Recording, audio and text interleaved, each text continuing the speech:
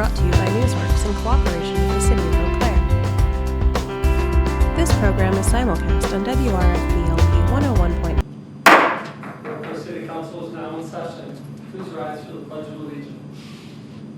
I pledge allegiance to the flag of the United States of America and one nation, under God, indivisible, with liberty and justice for all.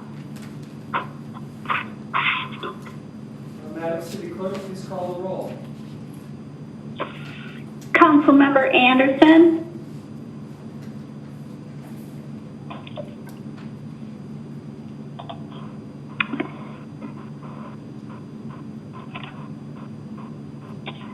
Beaton. Here.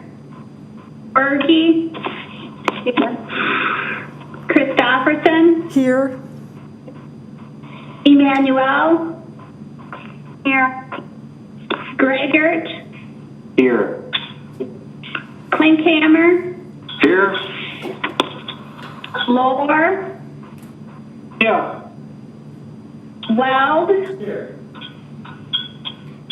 Berkman. Here. Jean. Here. Anderson.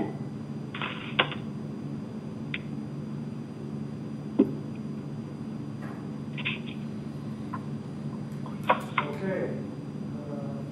Good evening and welcome to our Monday, November 23rd virtual meeting of the Eau Claire City Council. And I want to thank everyone joining us remotely, our fellow council members that are joining us remotely, and those in chamber, along with city staff. We are, again, we'll have public hearings and public discussion this evening, along with public commentary. For those of you that wish to address the City Council, you'll need to join the meeting as an attendee on a computer, a tablet, or a smartphone, using the link provided on the city website. The Eau Claire City Council conducts public hearings, listening sessions, and public discussion where residents in our community are invited and encouraged to ask questions and weigh in on the important decisions we will be making tomorrow afternoon in our legislative session or in coming weeks and months ahead. We want to thank Valley Media Works for live streaming this proceeding. To watch, please visit valleymediaworks.org or visit channel 994 on Spectrum Cable. It is also simulcast at 101.9 FM. You can find past meetings on YouTube or the Triple Valley Media Works channel. If you plan to address the council this evening, I will briefly review the protocol. Once an agenda item is introduced, staff will present on that item, and following the presentation, the council may have questions to clarify an issue. We then will open the item for public input. Once the item is open for comment, please raise your hand on the WebEx screen, and we will call on you in the order in which the request to speak are received. When it is your turn to comment, I will unmute you and ask you to please state your name and address, and then begin sharing your comments. We welcome each of you to speak up to 5 minutes, and I will ask you then to bring your comments to a close. I will also ask you to lower your hand, and then you'll be muted, and again, you're welcome to stay online to listen in on the rest of the meeting or share a comment on any of the other agenda items or during our public commentary period. There are times when council members may ask you a follow-up question, so please give us a moment before disconnecting. Again, if you wish to speak on an item that is not listed on the agenda, you may do so during the public comment period. Lastly, if you're not comfortable speaking in public, you can fill out a comment form on the city website, and those comments will be shared with council members ahead of our legislative meeting tomorrow. As always, you can email or call the council members outside of this meeting, and our contact information can be found on the city website. With that introduction, we will get on to our first item on the agenda, which is a public hearing on an ordinance rezoning property located at the southwest corner of Old Town Hall Road and Graff Road from TR1A to R2P and R3P, and to adopt a general development plan for duplexes, twin homes, and a multifamily residential. Good evening, Mr. Allen. Good evening, Council President Weld and members of the council. Mr. Mayor, can you hear me okay? We can, thank you. Great, thank you. Yes, before you this evening is a request to rezone property from R3P to R2P and to amend the R3P designation with a general development plan for a mix of duplexes, twin homes, and apartments for a project known as Timber Bluff Acres, located southwest corner of Old Town Hall Road and Graff Road. Shown on the drawing here as item number 5, which is a reference to the Plan Commission agenda item from their meeting last week, at which they heard the same and have recommended approval for your consideration tomorrow. Moving forward to the next slide. This is the general area in terms of the rezoning public hearing notice. As you can see, not very many properties were directly noticed through the public hearing noticing requirements because of its location really at the terminus, if you will, of the City of Eau Claire city limits. So it is right on the border with the town of Washington in this area. We move to the next slide. This shows a little bit more clearly the aerial photo, and I'll talk a little bit more about the that node of wooded area jutting into the project area at the northwest portion of the project, kind of near the pointer where it's labeled R3P to R2P. And we'll come back to that here momentarily. Go to the next slide. This shows the amended site plan. There are a number of conditions that are recommended as part of the general development plan approval. Those conditions are essentially unchanged from the last time you heard this just a few months ago. And again, the applicant in this case is moving forward with some modifications based on some of the feedback from, in part, based on some of the feedback from your hearings and decisions just a couple months ago. So we go to the next slide real briefly, and we'll jump back to this one. This is the original approval, if you may recall, from just a few months ago that showed the layout as proposed at that time. And I'll try to walk through briefly some of the changes that have occurred. We can go back to the previous slide. You can see here, for example, some changes to the connections internally between those two north-south roads that connect to Old Town Hall Road. You also see the kind of now a bit of a chicane or meander in the westernmost north-south road labeled as Fieldcrest Lane. If you go back one more slide, you can see how that corresponds to that wooded area. Also corresponds to some steep slopes in the area as well. And if we can go back, go forward one more slide, or go back to the last slide, which is the next slide in the deck. Thank you. You can see here, too, that a number of those footprints in the buildings along the western side of the property, the project here, the buildings are moved slightly towards the front of each of those individual properties, and it's a request as part of the general development plan to reduce some of those front yard setbacks, again, to address the situation regarding that kind of wooded area that juts into the project, as well as the steep slopes in this area, again, particularly along the west and then to the northwest. As amended, the project would provide 276 housing units. Previously, it was looking to provide 328 units. Again, majority of that reconfiguration has to do with some of those interior roadway connections, as well as the change here along the western kind of neighborhood portion here to more of the twin home configuration. Still looking to move forward in two different phases. Excuse me, with the configuration as identified in the staff report, 48 twin home units, which is up from the 34 previously approved, 24 fourplex units, which would include 6 buildings, and that's the same essentially as originally approved. 35 fiveplex units, and this is a new 7 buildings of those, and new essentially to the central portion of the drawing there. 88plex units, this is down from 88. 14 7-plex units, which are 2 7-unit buildings. Those are new to this proposal here. That 2 is also in the center. And then several scattered kind of undefined multifamily units, approximately 25 in total. And then still the 60-plus campus, 50 units at northeast portion of the projects. We're at the corner of Old Town Hall Road and Graff Road. The development will also still provide dedicated open space of just under 5 acres. That's to the kind of south central of the project there. You see kind of the red or pink notations there, the lines showing the interior trail network, and then the stormwater detention in that area as well, the south central.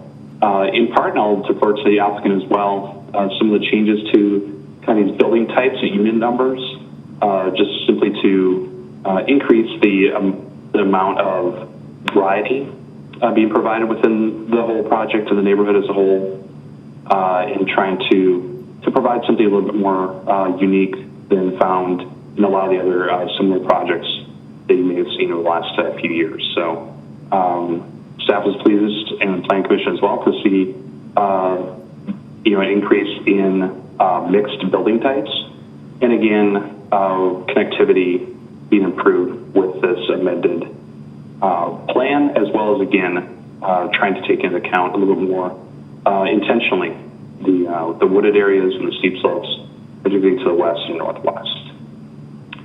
With that, again, the applicant is requesting this amendment here, which technically again is a rezoning because of the changes to the R3P to R2P in the area, as well as the change in some of the front yard setbacks.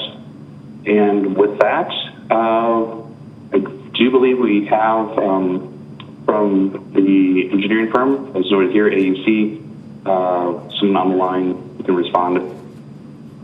With the applicant team, I did see, I believe, Mr. Steve Wiggins, who's the developer and builder, may also be present as well. So with that, I'll see if there are any questions.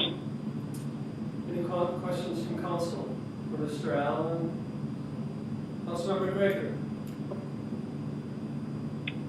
Thank you, President Weld, and thank you, Mr. Allen. I guess, obviously I had a number of questions at Planning Commission, but just one thing that came to mind looking at this again is the trails that are along city streets. Would those be cleared by the city since they're in the city right of way and they're wider than a sidewalk? Or would that be something that the developer would clear of snow in the winter? So obviously, the trails kind of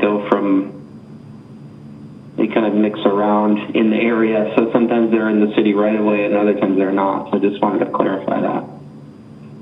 Well, great question. I know there's some comments came up as well last week with the Planning Commission regarding the private streets. We did have some conversations with the applicant in terms of making sure it's the right width and turning radius and things of that sort that still can meet standards, especially regarding EMS fire services. In terms of the maintenance and operation of the trail system, I may have to defer to, and actually will have to defer to, others from staff, either I believe Deputy City Engineer Ness is on the line, or perhaps Community Services Director Renee Tyler could also respond, one or both. But I apologize, I'm unsure what the maintenance responsibilities would be when it's adjacent to or perhaps even within city right of way. So I'll defer to one or both of them if they're available. Okay, I don't see Ms. Ness. Mr. Solberg I'm sorry.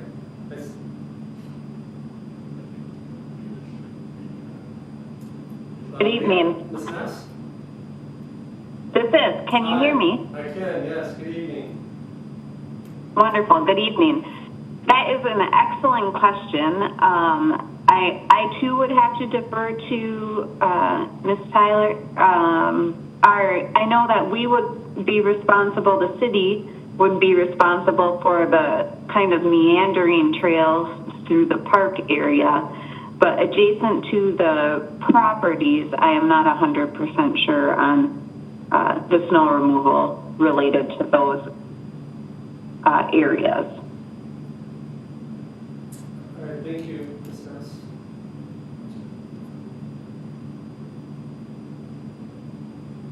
Ms. Tyler? Hi, good afternoon. I do not have an answer for you on that. I know that there are certain areas that we are actually, what is the term? We bid it out to private, but in this particular instance, I don't know. So I will have to get back. I'm happy to get back to you with an answer. Okay. All right, thank you.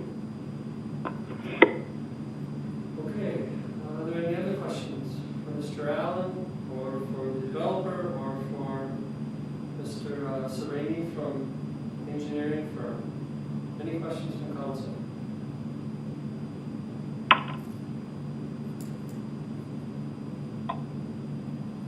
And I am not seeing any.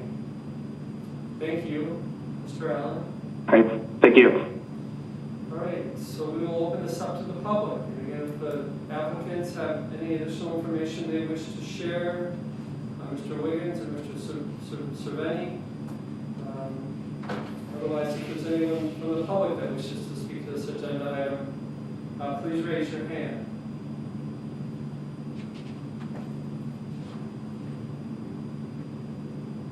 Again, not seeing any hands. Again, I'll ask if there's anyone that wishes to speak to this item.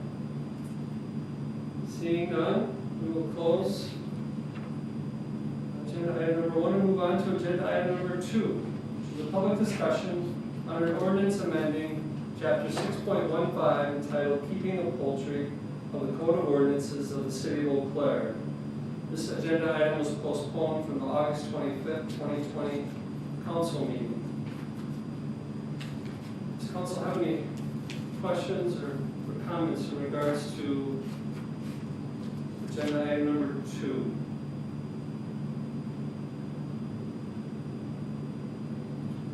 Councilmember Bergen. Thank you, Council President. I was just wondering if there's any changes from when we initially saw it a couple months ago till now during the postponement. As far as I understand, the postponement was a request to allow some opportunity for the different user groups to, I guess, meet and share information and provide some thoughts and ideas around, I think, both this ordinance and then again, any other ideas and such. As of tonight, I don't know if there's been any other information provided at this time. Okay, thanks. Is there any other questions, council?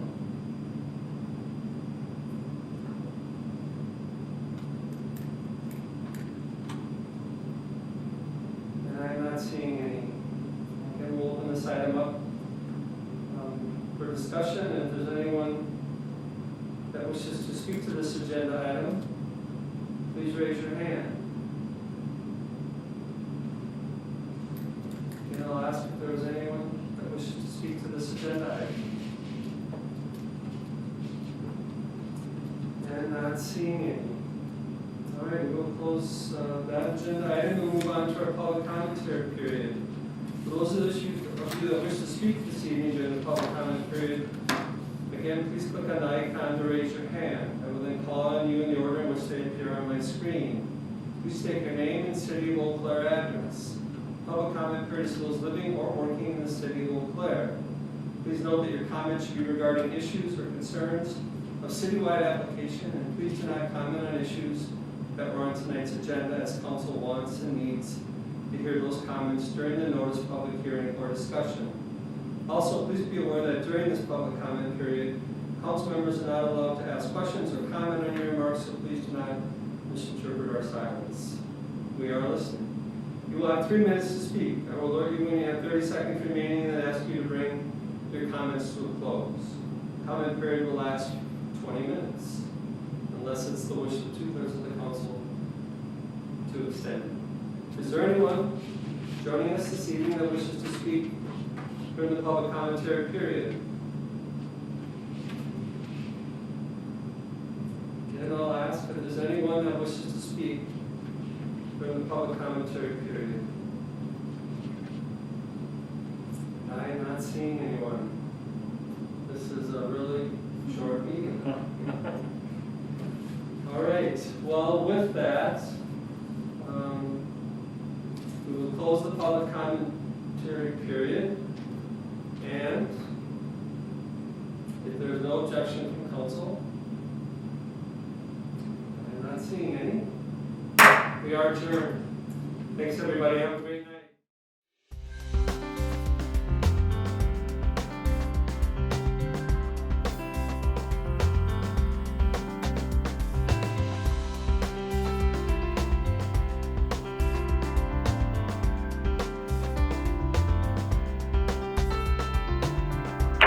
Guilford City Council is now in session. Please rise for the Pledge of Allegiance. I pledge allegiance to the flag of the United States of America and to the republic for which it stands, one nation, under God, indivisible, with liberty and justice for all. Madam City Clerk, please call the roll. Councilmember Anderson.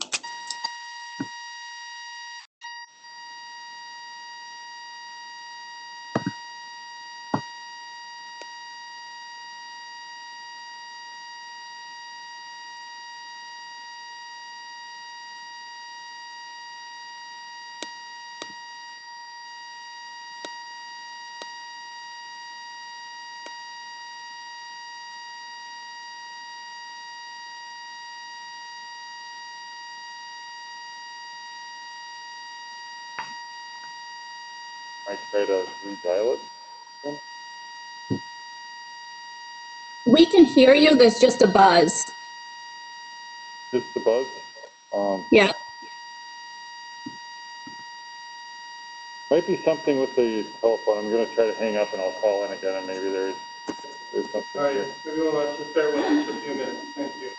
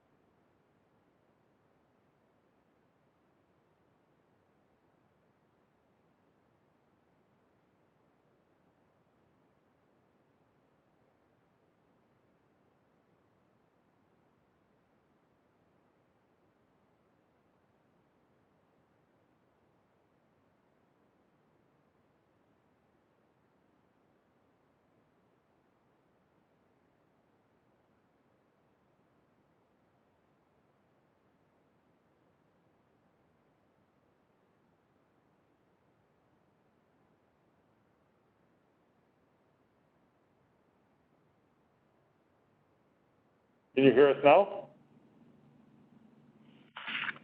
Ms. Riepel? Yes, we can hear you. Okay, Okay. thank you. Yes.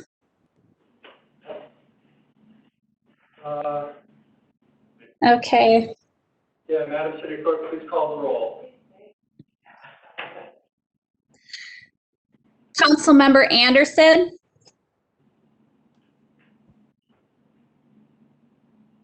Here. Beaton. Here. Bergy, Here. Christofferson, Here. Emmanuel, Here. Braegert, Here. Klinkhammer,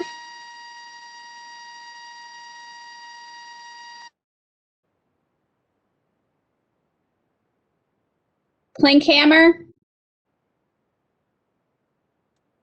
Lore, Here. Weld, Here. Worthman, Here. John, Here. Anderson.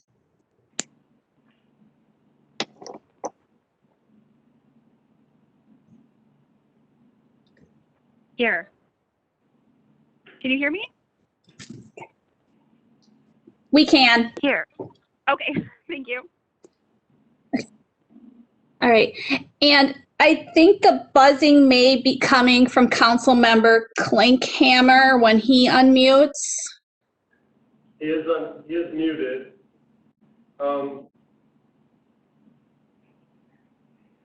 David, do you mind unmuting for one second?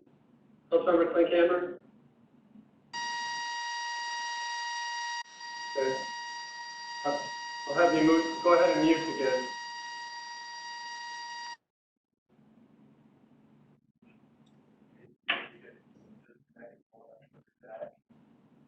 That's good.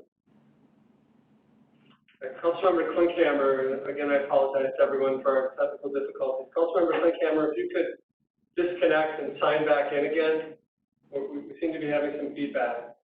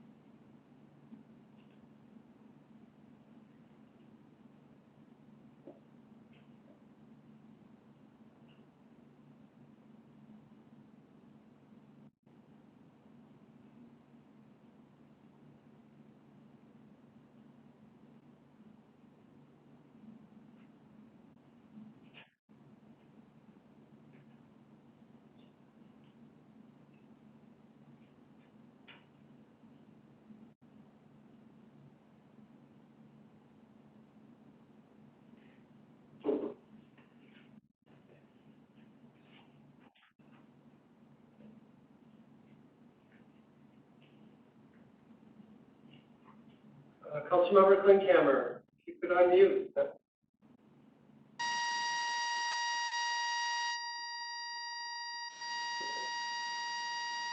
One thing I can think of, he wants to disconnect this way and just dial in the phone number. Should be able to do, but then, like I said, if you find available over, that's not more.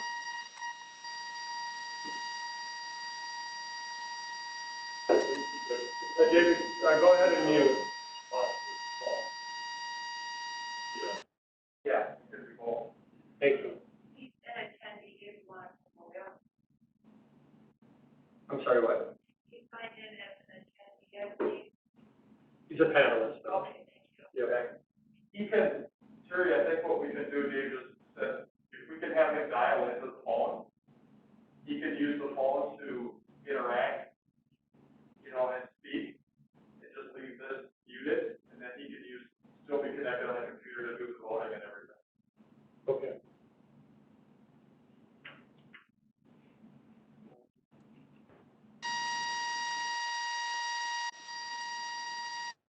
David?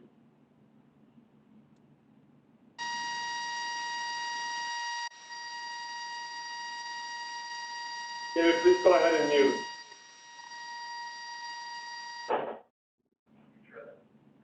You might call him. Yeah, that's what I was going to do. I was going to run it. You get started.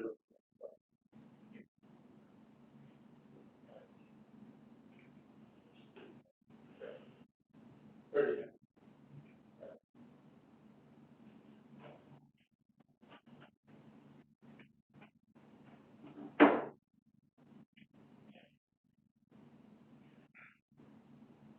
Okay, while we get things straightened away, with that, we will get started. Again, I want to welcome everyone and appreciate your patience with our technical difficulties. Like I said, for the most part, it always goes very smoothly. So every once in a while, we get a hiccup. We will get through it. Again, thank you for those that joined us last night and participated in our meeting, and for the comments and feedback that we received today as well. I want to welcome all those that are joining us remotely this afternoon, and against my fellow council members that are also joining us remotely. During the legislative session this afternoon, the council members will be participating to deliberate and take action on agenda items before us today. City staff and council members have spent a great deal of time preparing for this meeting, and I have sincere appreciation for the continued work and dedication to this community. Also want to thank Valley Media Works and their staff for live streaming this meeting. To watch, please visit valleymediaworks.org or visit channel 994 on Spectrum Cable. First item on our agenda is the COVID-19 update from Interim City Manager Solberg and Health Director Gies. Good afternoon, Mr. Solberg. Thank you, Council President Weld and the rest of the City Council. Good afternoon. I'll go through a quick update on city activities with COVID-19, and Health Director Gies is on the line to answer additional questions, and we'll both be able to take any comments or questions after that. So, again, the best source for information for our county is the County Corona Hub. And the website for that is on the top of the screen. It contains the latest news, emergency declaration, legislation of Madison, information on vaccinations when they arrive will be posted there. But currently we have testing information, statistics, metrics. It's just a good source of information to use, as well as a source of contact information as well. So we also have metrics and statistics. They're updated on Thursdays instead of Wednesdays, as was done earlier in the pandemic. I'll go over some of the statistics next. There are live updates at 3:30 on Thursdays. Not sure if there's one scheduled for Thanksgiving. I'm sure Health Director Gies would be able to provide insight on that a little bit later in the update. We do have the COVID-19 call center still in effect. The phone number is 715-831-7425. That's staffed by a board of experts, and any question you would have that's COVID-19 related, related, they would be more than happy to help you.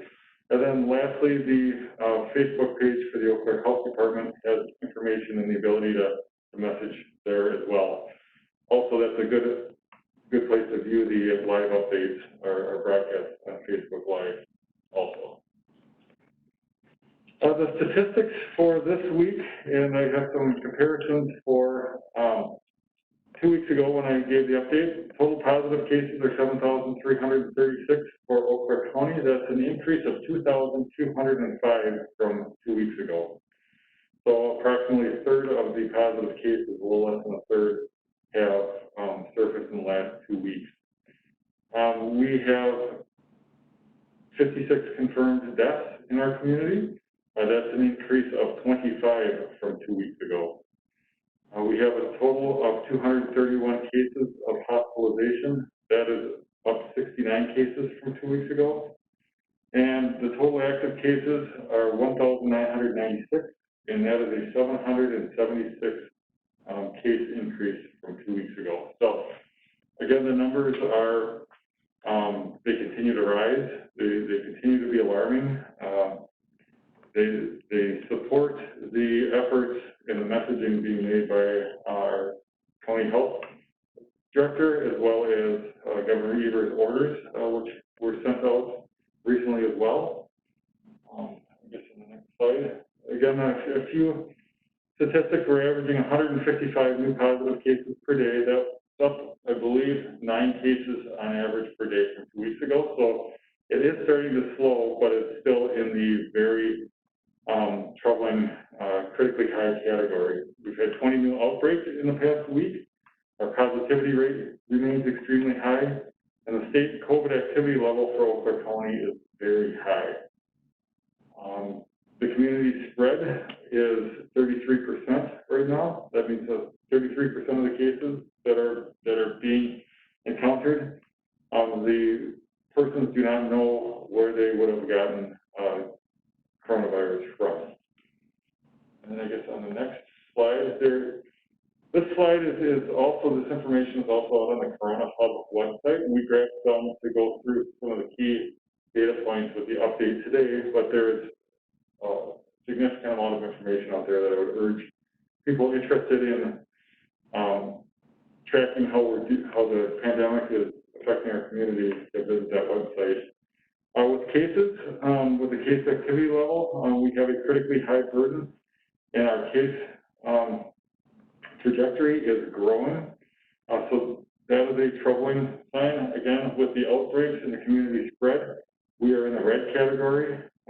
20 outbreaks in the last 14-day period. To get out of the red area, for comparison, we actually need 2 or less outbreaks. So we are approximately 10 times higher than it would take to get into the warning area for that metric. Community spread, which is again 33%, we're striving to be less than 30%, and that's something that's becoming more and more increasingly difficult to monitor with the caseloads and the staffing shortages. I guess the next slide. Yep. As far as testing, we are testing on average 787 tests per day per 100,000 population. So we are having a robust testing effort. There are National Guard testing sites within the county, both in Eau Claire and Augusta. There are antigen testing sites at UW Eau Claire for students and then community-wide at Eau Claire Memorial High School. A complete listing of testing sites and the hours of operation are contained on the Health Department website, the Corona Hub site, as well as the city's Facebook page as well. And then the positive test, the positivity rate is a percent of tests administered is approaching 19%. And really we want to be less than 5%, but to get into the yellow, we want to be less than 10%. So we're almost double the rate that it would take to get into the yellow range. As far as hospital capacity, the bottom 2 numbers on the last update, it was green for the percent inpatient hospital beds. just ready to turn into the yellow, so now we're solidly into the yellow, and it's approaching the red stage, and the percent ICU beds was yellow 2 weeks ago, but now we are, I believe, 1 percentage point closer, and if it jumps to 91%, we will be red. So our hospital capacity is feeling the burden of the pandemic and the numbers that we're seeing, and it's definitely feeling the stress that is being thrust upon it. The next one. This slide really shows the impact that the number of cases and the caseload is having on our health departments and the health efforts to make case contact and then also conduct the contact tracing to try and help control the spread of the disease. So we currently do not have enough contact tracers to effectively do contact tracing. So it is not occurring at this time, and they're going, shifting resources up to the positive case follow for the metric above. But even with shifting of resources, the proportion of cases and contact within 24 hours of their results, I would strive to have 100% would be green, 75% to 100% would be a warning level, and currently we're only able to reach 46%. So we're a little bit over half of what we would like to be just to be in the warning area for case contact. So it really shows that the exponential growth in cases and what the effect has had on our staff resources' ability to effectively conduct this part of the war against the pandemic. I guess on the next slide, the governor issued a new state of emergency, which extends through January 21st, 2021. The governor also issued a new mask wearing requirement that extends through January 19th of 2021. The ability to declare consecutive declarations of emergency remains under legal challenge. The state Supreme Court heard arguments last week, and we are waiting a decision. And the governor also extended an advisory that requested all Wisconsinites to stay home as much as possible to protect family, friends, and neighbors, especially in light of the upcoming Thanksgiving holiday. And then the last slide before I will turn it over to Health Director Giese. Some of the next steps and the other thoughts that we have for city operations, we're going to remain flexible to the changing conditions and orders. City staff is remaining flexible with our resources and our staff resources as well as material resources to try and help with the efforts, whether it's a testing center or when vaccines become deployed, or if it's a flu clinic that would be a trial run for a COVID vaccine. City staff is trying to assist the health department in any way that we are able to. We're making operational adjustments to ensure that we're able to do that, as well as we've had some operational adjustments with our city facilities, closing our facilities to walk-in traffic, but our services are still open by appointment only. Recently closed since the last council meeting was Hobbs Ice Arena, and we will reevaluate the metrics and the data and consult with our health professionals in early December to evaluate an ongoing closure of Hobbs or if it will be temporary and we will continue or we will renew operations when safe. We're continuing to partner with economic recovery efforts, and in particular the Chippewa Valley Economic Recovery Task Force, supporting the Respond Together plan. We're beginning to prepare our resources in whatever way we're asked to help when there is a vaccine effort in the hopefully not too distant future. And then we would like to thank the City Council and thank the community for the continuous support that city staff has, and that the support of the health department for their very tiring fight that is going on, and their efforts to help the community. And would like to, a good example of the support, an item on the agenda today later is a request for additional resources for a homeless shelter to help deal with impacts from COVID-19, and that was requested last Monday, and it is before the City Council today. So I just appreciate the work that all the different departments, whether it's legal or health or the fire department, and also the City Council for being able and willing and eager to take up any legislation that would be necessary to help fight the COVID pandemic, whether it's something with staff or if it's approving LOUs or whatever. So I think the city is all in on this, and I would just like to thank on behalf of staff for all the support that we've had. With that, Lisa, are you on? I am. Good afternoon, Ms. Easy. Good afternoon, City Council President Weld, and thank you, Acting City Manager Solberg. You heard a really comprehensive overview of where we're at right now with cases and with disease spread. I don't have a lot of additional information to add to that. I would say a couple of things about some successes that have happened in the last few weeks since we've been together, and also some challenges that we know we are having in front of us as we move forward. First of all, I would really call out the statewide mask mandate continuation through January as a critically important policy step at a state level. This is a pandemic that does not have city or county boundaries, and it certainly doesn't even have state boundaries, but the ability to have a basic best practice be supported at a state level is critically important to public health people across the state.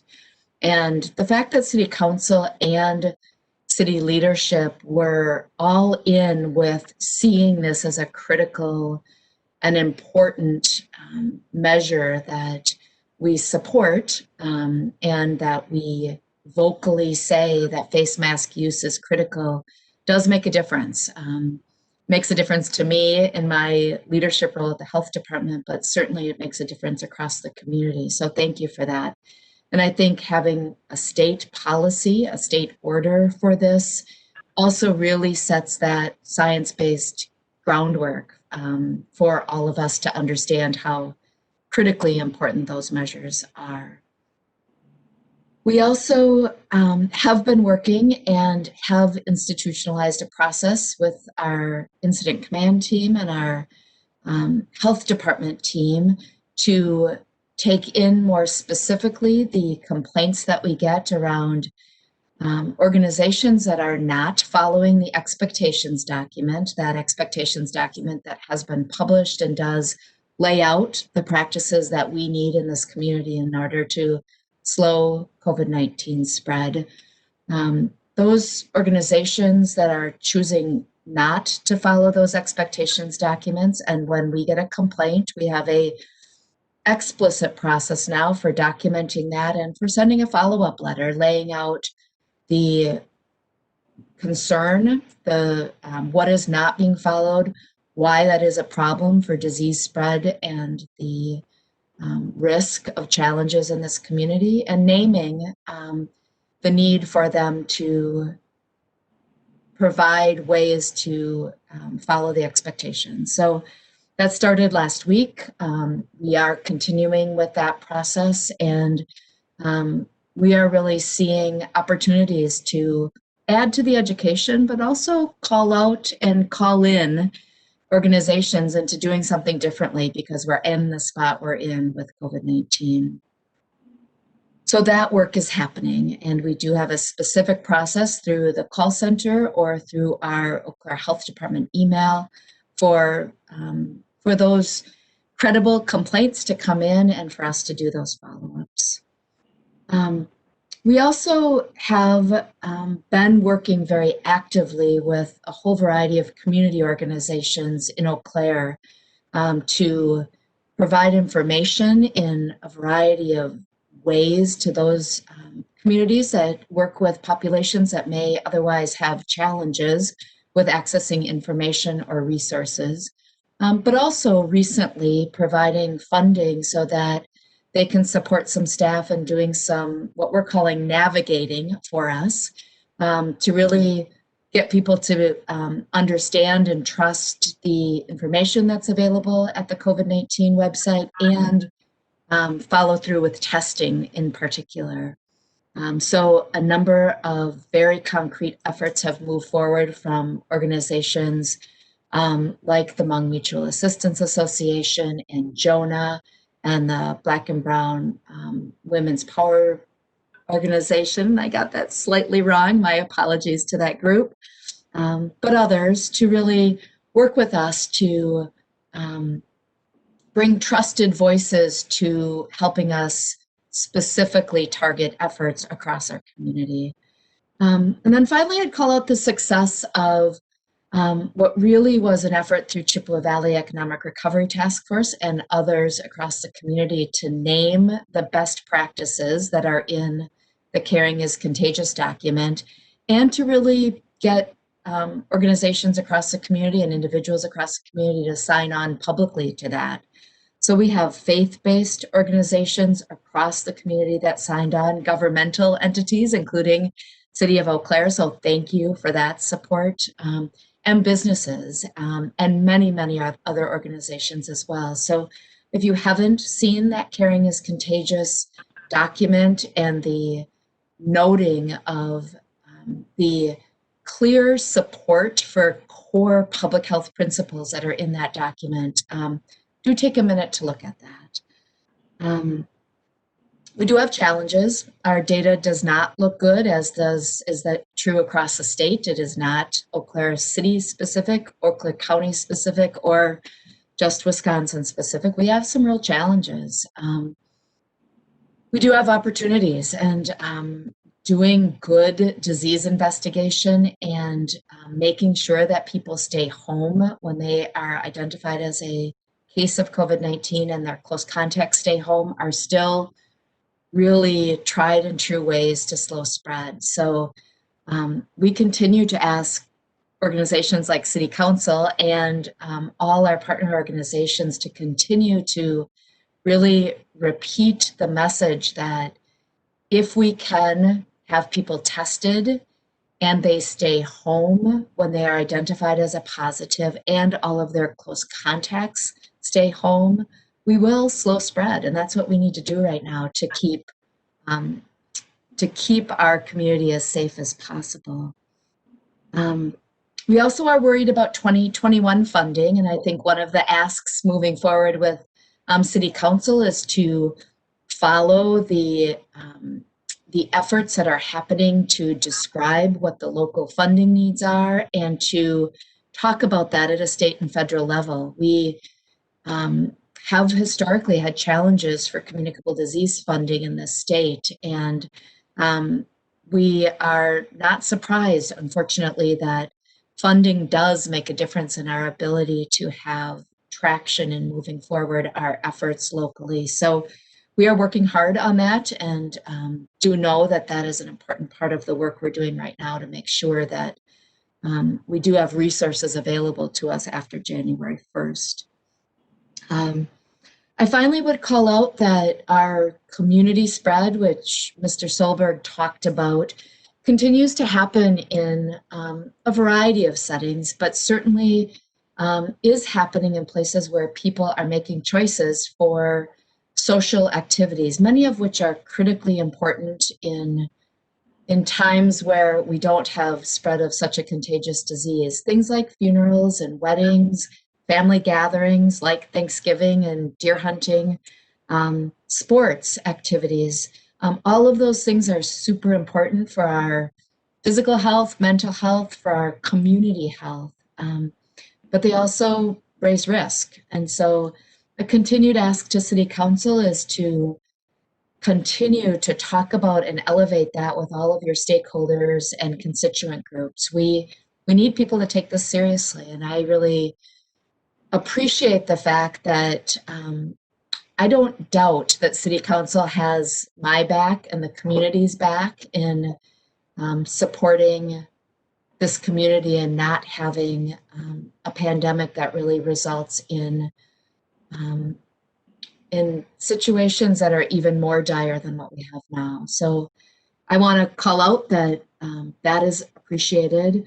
And the support that City Council has already given on things like making sure that we had city staff available to help with everything from finding testing locations to getting signs up across the community to assuring that we're paying attention to things like homeless shelters and housing for people experiencing homelessness for isolation and quarantine.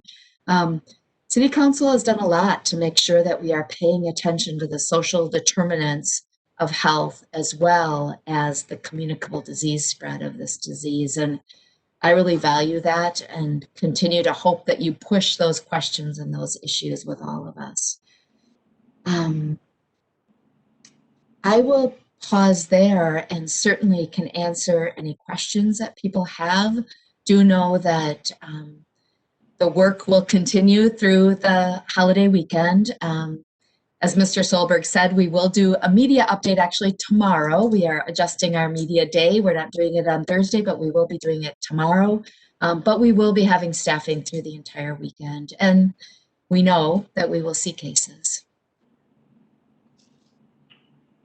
Thank you, Ms. Giese and Mr. Solberg. Are there any questions from council for either? Council Vice President Emmanuel. Thank you, Council President Weld, and good afternoon to city staff and to council colleagues. And thank you to our interim city manager and public health director for the updates. And I guess I just want to share something out loud because this is really our one place that we can talk as city council members, just to appreciate all the information that you're giving to us and just to lift up one aspect of a conversation that I've kind of been hearing and was able to just share some feedback with our council president and public health director just on this, I think sometimes an information disconnect between policymakers and then the operational side of responding to a public health emergency. And perhaps the appearance that, you know, council's not making enough policies or taking enough decisive action, when in my opinion, I think we are working incredibly collaboratively supportive in trying to stay out of the way as policymakers and then stepping in when asked in partnership to support our operational side for the emergency response. I'm really proud of the work that everybody has been able to do outside and inside of City Hall. Just amazing work in our community. So I just want to acknowledge that I've shared a little bit of that feedback and just really an invitation to think about how could we communicate some of that without being defensive or not being defensive and also keeping our energy on the emergency response at hand. Because we'll be dealing with this for many months yet, I think it is important just to pause and think about, you know, what could that type of communication look like? I don't have the answer right now, but I did want to let council members know I shared some feedback and just remain completely supportive of the work that our city is doing and all of our employees are doing to help in this local response that our community is responsible for. Thank you. Thank you, Council Vice President. Any other questions from council? Councilmember Gregor. Yeah, thank you, President Weldon. Thank you, Director Giese, for your updates and all of your work. I guess my question is about, you know, obviously it's very important that the governor extended the mask mandate and that it's indeed statewide and it goes, you know, for another almost 2 months. I guess what I've been hearing a lot of questions in the community about how we're doing in terms of compliance to that mandate. You know, because I think all of us see, you know, folks in the community not following it, and I don't always know the reason, obviously, but I guess has enforcement been something that we've considered, as a strategy to increase compliance, and if not, like why are we not pursuing that? Certainly can at least answer from the health department perspective, but there may be additional feedback as well, Councilmember Gregor. Certainly a policy at a state level would be what I see as most important in responding to this pandemic. Certainly a national policy related to something like face mask or a national order also is incredibly powerful. The statewide order for mask mandate is at the individual level. It's calling out individuals to wear, they are ordered at an individual level to wear a mask. It does create challenges for enforcement, which communities across Wisconsin have been challenged with. Our approach locally has been twofold. One, when we get complaints that come into our call center and to our legal section of Incident Command, we do follow-up. So we start with the organization where that complaint comes. If it's related to masks, we talk about the order and the critical importance of not the order itself, but the reason that it is so evidence-based to do basic face covering in indoor locations for the protection of employees and customers. And that strategy has been largely successful as we've walked and talked through with organizations about doing that, starting really many months ago when one of our big companies in Eau Claire, as conversations were had with Incident Command, mandated masks for entry into their buildings. And that's been emulated across the community and across the nation from some of those multi-state corporations. Our expectations document does require businesses to develop a policy around use of masks and following the state order. That is currently not an enforceable document, but it is something that we do bring to the table in the described process that I shared earlier, where we document the existence of those kinds of policies. We document why, if it isn't in existence, it's really not helping our community and slowing spread. And we really walk and talk through why just having an organizational policy, while in the beginning is difficult, is so much easier in the end for making sure that disease spread is slow and that expectations are clear. We've really had, for example, some schools that started out being really concerned about requiring face mask use. And really now kids get used to it. We all get used to it if we just start doing it. And it's not that difficult of a measure. And really most people are able to wear a face mask in all situations without challenge. So a little bit of a longer answer, Councilmember Gregert. The enforcement piece to me is really the least critical of the measures if we can do really good community policy development. And that's our goal right now. I would, as we get information coming in about places that are clearly not actively asking people to wear masks and clearly not actively offering masks and clearly do not have a policy to have mask use, we're following up. Thank you very much. Any other questions from council? Mr. Solberg or from Ms. Keith? Councilor McGregor? Yeah, thank you, President Wild, again. I guess my question is, we're obviously on a timeline from when the health ordinance was brought in front of the council and postponed with the intention that a work session be scheduled before the end of January to look at the structure of a task force that could start looking at that. And this may be a question for Mr. Solberg too, but I guess I was interested in an update on where things are at with that task force coming together. And obviously, one of the things that Ms. Giese, you said when we were considering that was that ordinance was largely for the long term beyond this pandemic, but obviously there's still, some urgency behind it. So I guess, I was just kind of wondering where things are at with kind of populating that task force and having that presented to the city council in the form of a work session. Councilor McGregor, if I could, I will share just a little bit of update from our side and just so that you're aware. Great. County Board Chair Nick Smyer and the Board of Health President Mary Price and then myself have been meeting regularly. I think we've met 4 or 5 times now and have been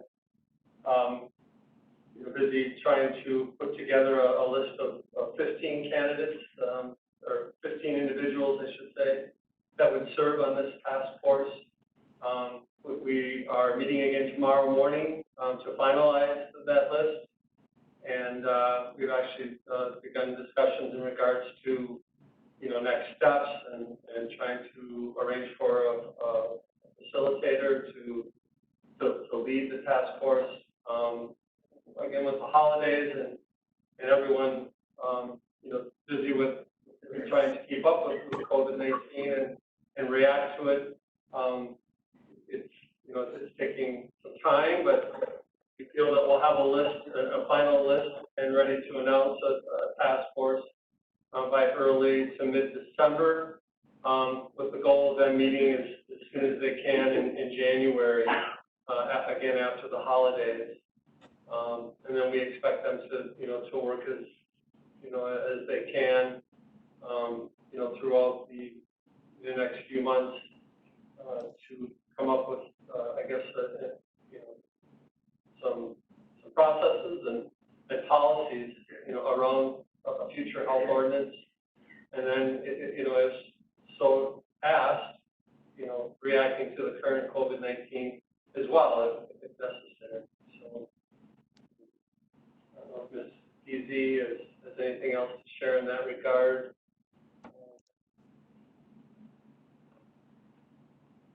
Thank you for that, Council President Weld.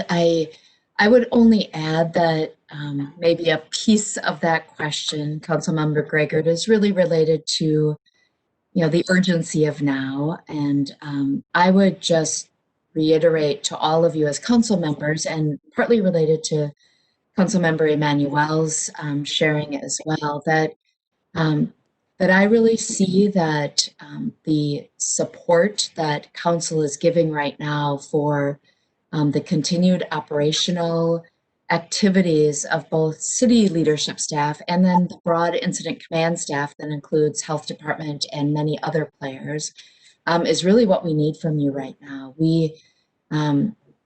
Other communities are not having policymaker willingness to digest data, willingness to support the operational work that's happening within their entity. And I don't have a question that that's happening in this community. I know that City Council has Dave Soldberg and my backs in responding, and that makes a world of difference. If and when a specific ordinance or policy is seen as critically important to turning the tide in disease outcome, from my perspective, as well as our healthcare leadership perspective, who I meet with regularly, we will be bringing that to the table.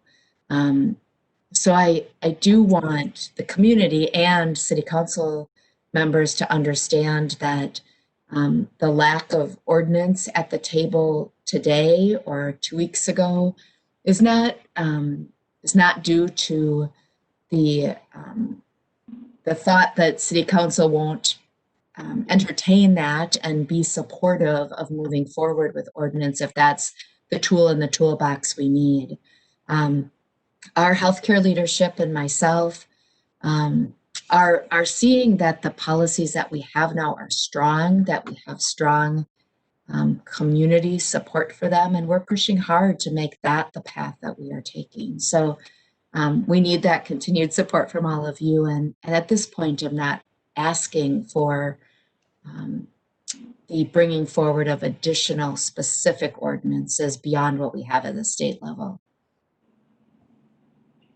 Thank you. And if I could just add, I agree, I appreciate Steve's comments there. And again, the focus of this task force is, looking long term, in the event that another event such as this pandemic or like this pandemic, arises again in our lives and in our world, and we want to be able to ensure that we're ready and reactive and prepared in that event. Certainly now, today, as it's been mentioned several times, we are all working as one body.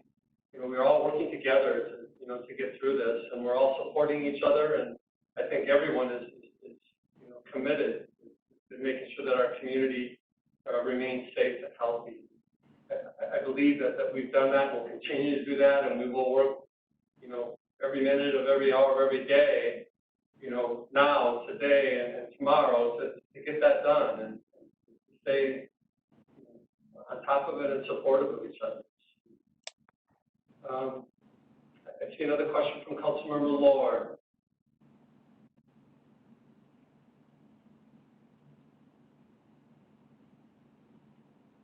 Councilmember Lohr? Thank you, President Walz.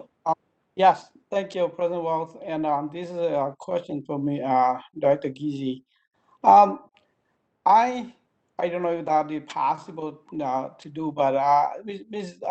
Giese, when you talk about this is not follow up the mandate that wearing masks, is there anywhere you being able to share information, say how many businesses are not follow that to the city council, so we know who they are not follow the guideline of health department? I don't know if that's possible, but I just want to ask you about it. Thank you, Councilmember Lohr.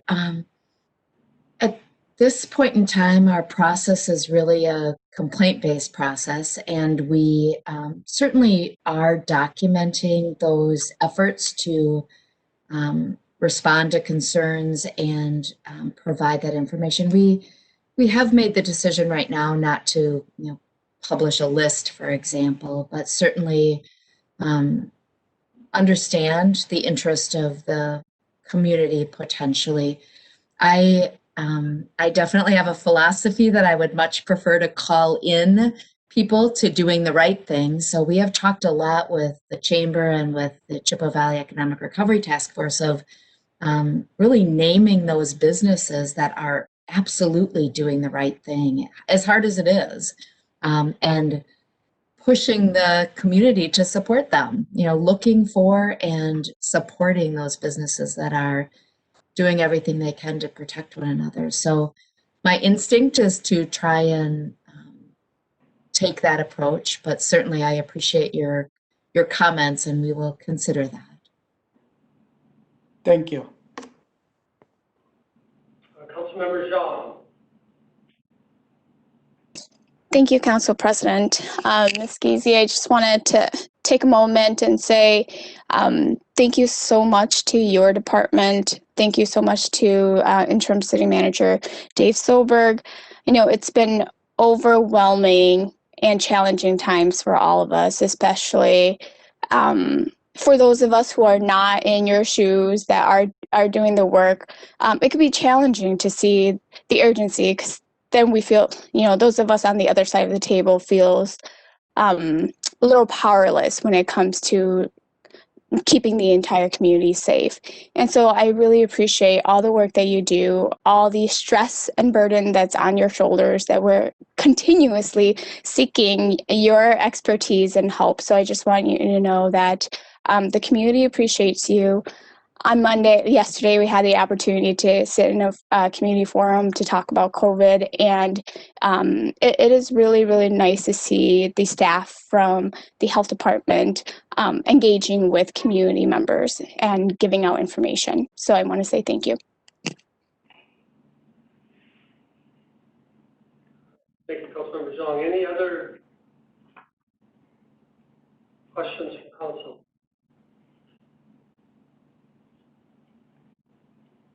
Ms. Geezy and Mr. Solberg, I appreciate in the update and all the information that you share with us, and obviously all of your work. Thank you. All right, we will move on to the next agenda item, which is the consent agenda. Council members have any questions regarding the consent agenda or wish to remove an item for separate consideration?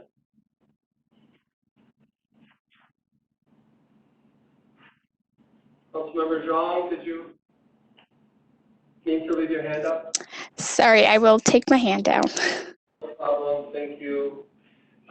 Seeing none, on a motion then by Councilmember Anderson and seconded by Councilmember Klinkhammer, this item is moved. Is there any discussion in regards to the consent agenda? Seeing none, City Clerk, please call the roll. Councilmember Anderson, Aye. Beaton, Aye. Berge, Aye. Christofferson, Aye. Emmanuel, Aye. Bragert, Aye. Klinkhammer,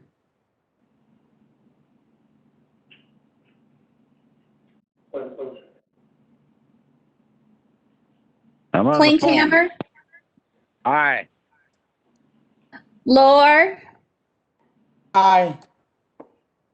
Weld, Aye. Worthman, Aye. Zhang. Aye. And the consent agenda has been passed. There are two proclamations today, recognizing Small Business Saturday and Public Health Thank You Day. Dustin Olson from Decky and Amy Erickson from Latitude 44 Yoga are here with us to accept the proclamation for Small Business Saturday. And I will go ahead and share that proclamation and then allow them the opportunity to share some thoughts.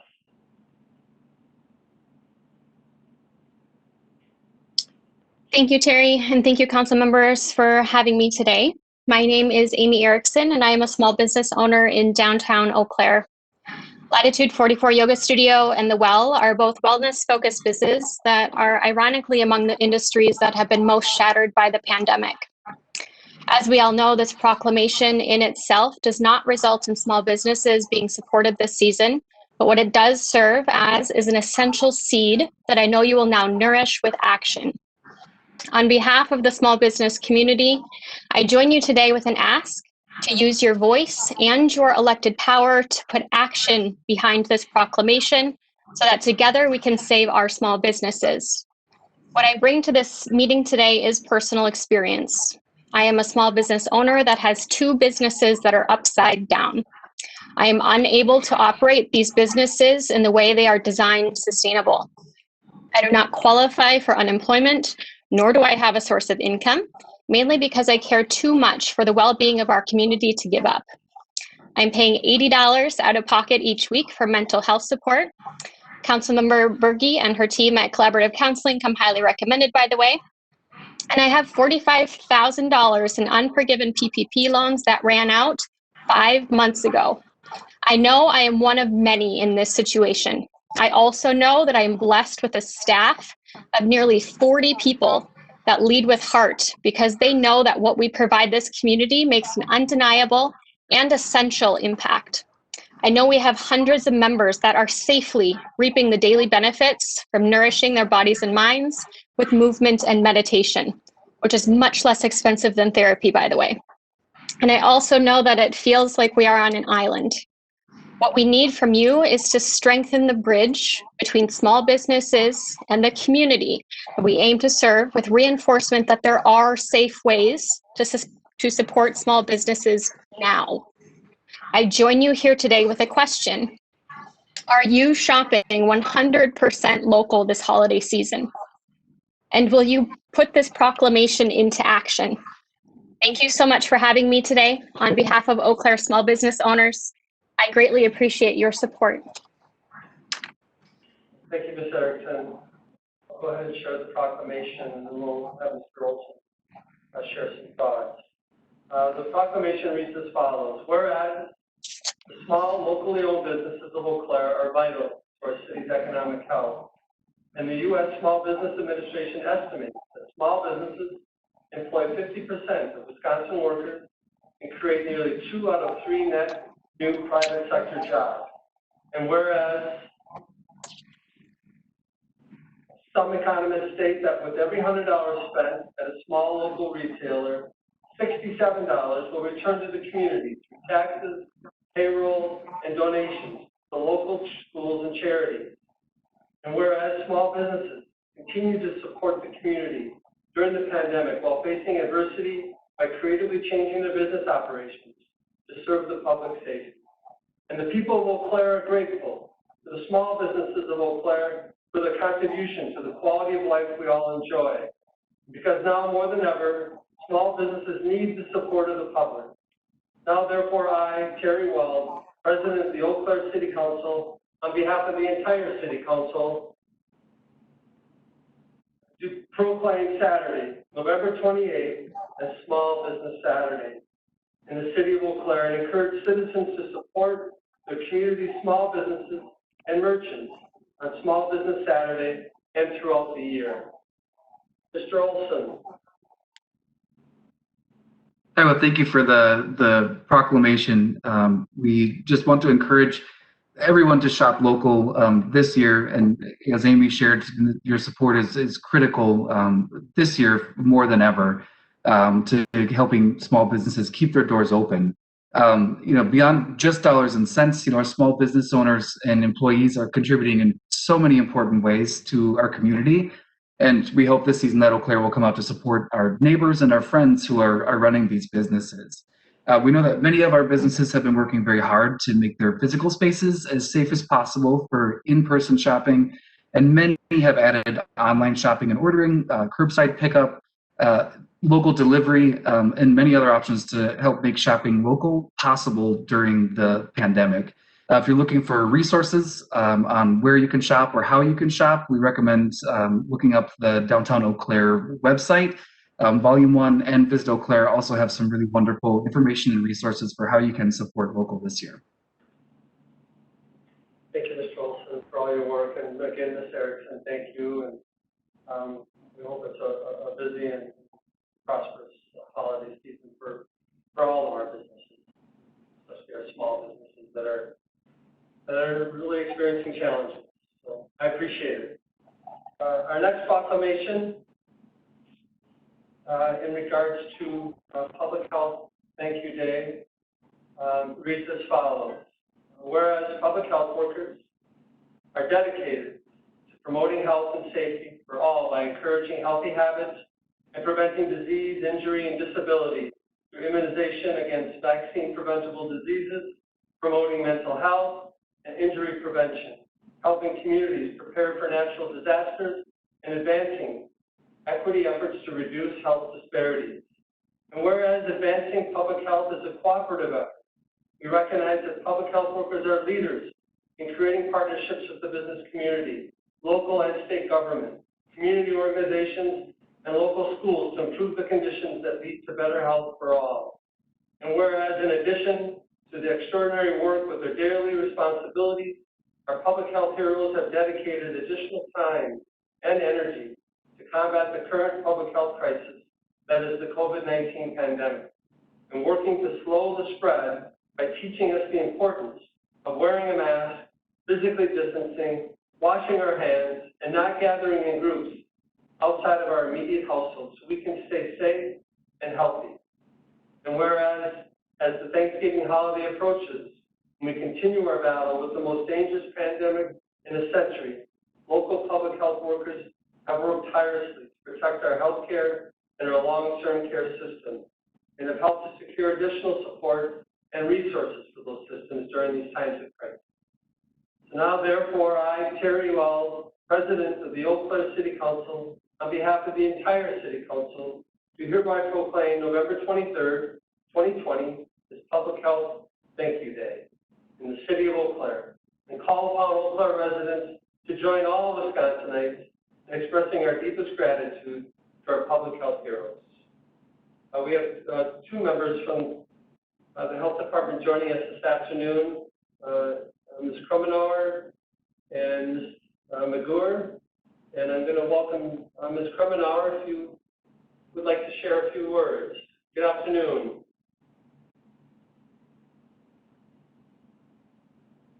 Ms. Krummenauer, are you there?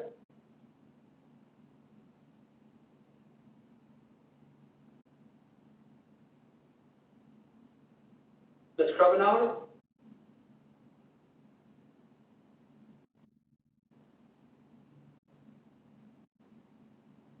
Ms. Krummenauer, are you there?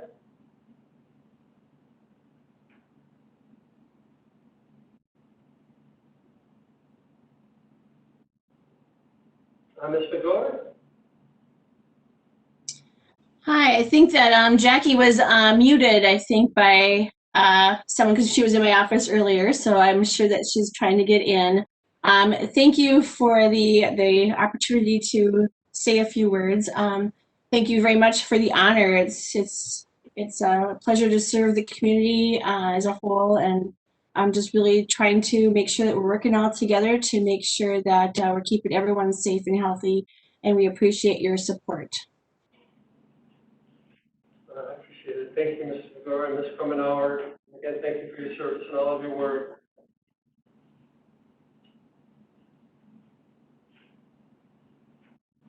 All right.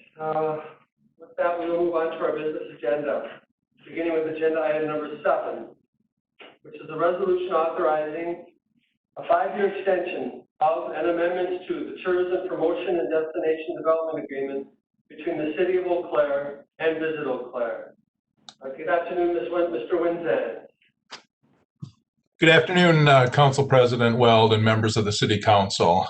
Before you this afternoon is an extension of the Tourism Promotion and Destination Development Agreement between the City of Eau Claire and Visit Eau Claire. The current agreement expires at the end of 2020. And staff has been working in a very cooperative manner with representatives of Visit Eau Claire to negotiate a successor agreement. The successor agreement largely remains the same, but there are a few important areas of distinction. First of all, I'll go through some of the areas that largely remain unchanged in the proposed successor agreement. Room tax collections continue to be split, with 70% going to Visit Eau Claire and 30% being retained by the City of Eau Claire. This is in accordance with the statutory requirements on how room taxes are to be distributed. The agreement with Visit Eau Claire continues a $225,000 annual contribution from Visit Eau Claire to the Pablo Center at the Confluence, continues $50,000 annual marketing support for the Pablo Center, continues providing 5.6% of room tax collections to the Chippewa Valley Museum, continues providing 2.6% of those collections to the Paul Bunyan Camp, and continues providing $52,800 for tourism and cultural arts grant program. So in those ways, this agreement is similar to the agreement that's currently in place between Visit Eau Claire and the city. Next slide, please. There are several changes to the that are contained in the new agreement. First of all, for 2021 and 2022, destination development funding, which was provided in the amount of $95,000, may be counted towards the Pablo Museum or the Paul Bunyan Camp contributions. Under the current agreement, that's to be a separate allocation, but due to some financial issues that Visit Eau Claire is experiencing due to the pandemic and the drop in room tax revenues, they've asked if that $95,000 can be applied towards either the Pablo Center, the museum, or the Paul Bunyan Camp. There are some additional provisions in this agreement that are very favorable, in my opinion, to the city. First of all, payroll expenses within the Visit Eau Claire budget are being limited to 25% of the annual budget. One of the criticisms that sometimes has been heard is that much of the money within the Visit Eau Claire budget is going towards paying staff. Well, this provision, which was actually proposed by Visit Eau Claire, would limit those expenses to 25% of the annual budget. Similarly, the proposed agreement establishes a minimum for marketing expenses at 25% of the annual budget. So again, one of the concerns that I've heard over the years from the hospitality industry is that that not enough is being spent on marketing, and this establishes a minimum amount that is to be spent on marketing on an annual basis. Next slide, please. One of the other things that this agreement does is it establishes a repayment schedule for Visit Eau Claire to repay the 2020 excess room tax payment. Now, let me explain what that is a little bit. So when we pay Visit Eau Claire on a monthly basis based upon what our estimate is of total room tax collections. So in the fall of 2019, when we were preparing and then adopting the city budget, we had an estimate in there of what we thought the 2020 room tax collections would be. Silly me, I didn't predict the pandemic, and so that estimate of room tax collections is quite a bit higher than what our actual collections are turning out to be. It's about it's going to be somewhere between 65% or actual collections will be probably between 65 and 70% of that budget. So we've been paying Visit Eau Claire and have continued to pay Visit Eau Claire this year based upon that budget, that pre-pandemic budget, and then at the end of this year, we would have done what's called a true-up, where we would take a look at what we actually paid them. We would take a look at what 70% of room tax collections are, and any difference, either we would pay them or they would pay us. And in this case, they would pay us. The magnitude of that for this year is really far beyond the ability of Visit Eau Claire to be able to do that at the end of this year. We're estimating that difference to be between $800,000 and $900,000.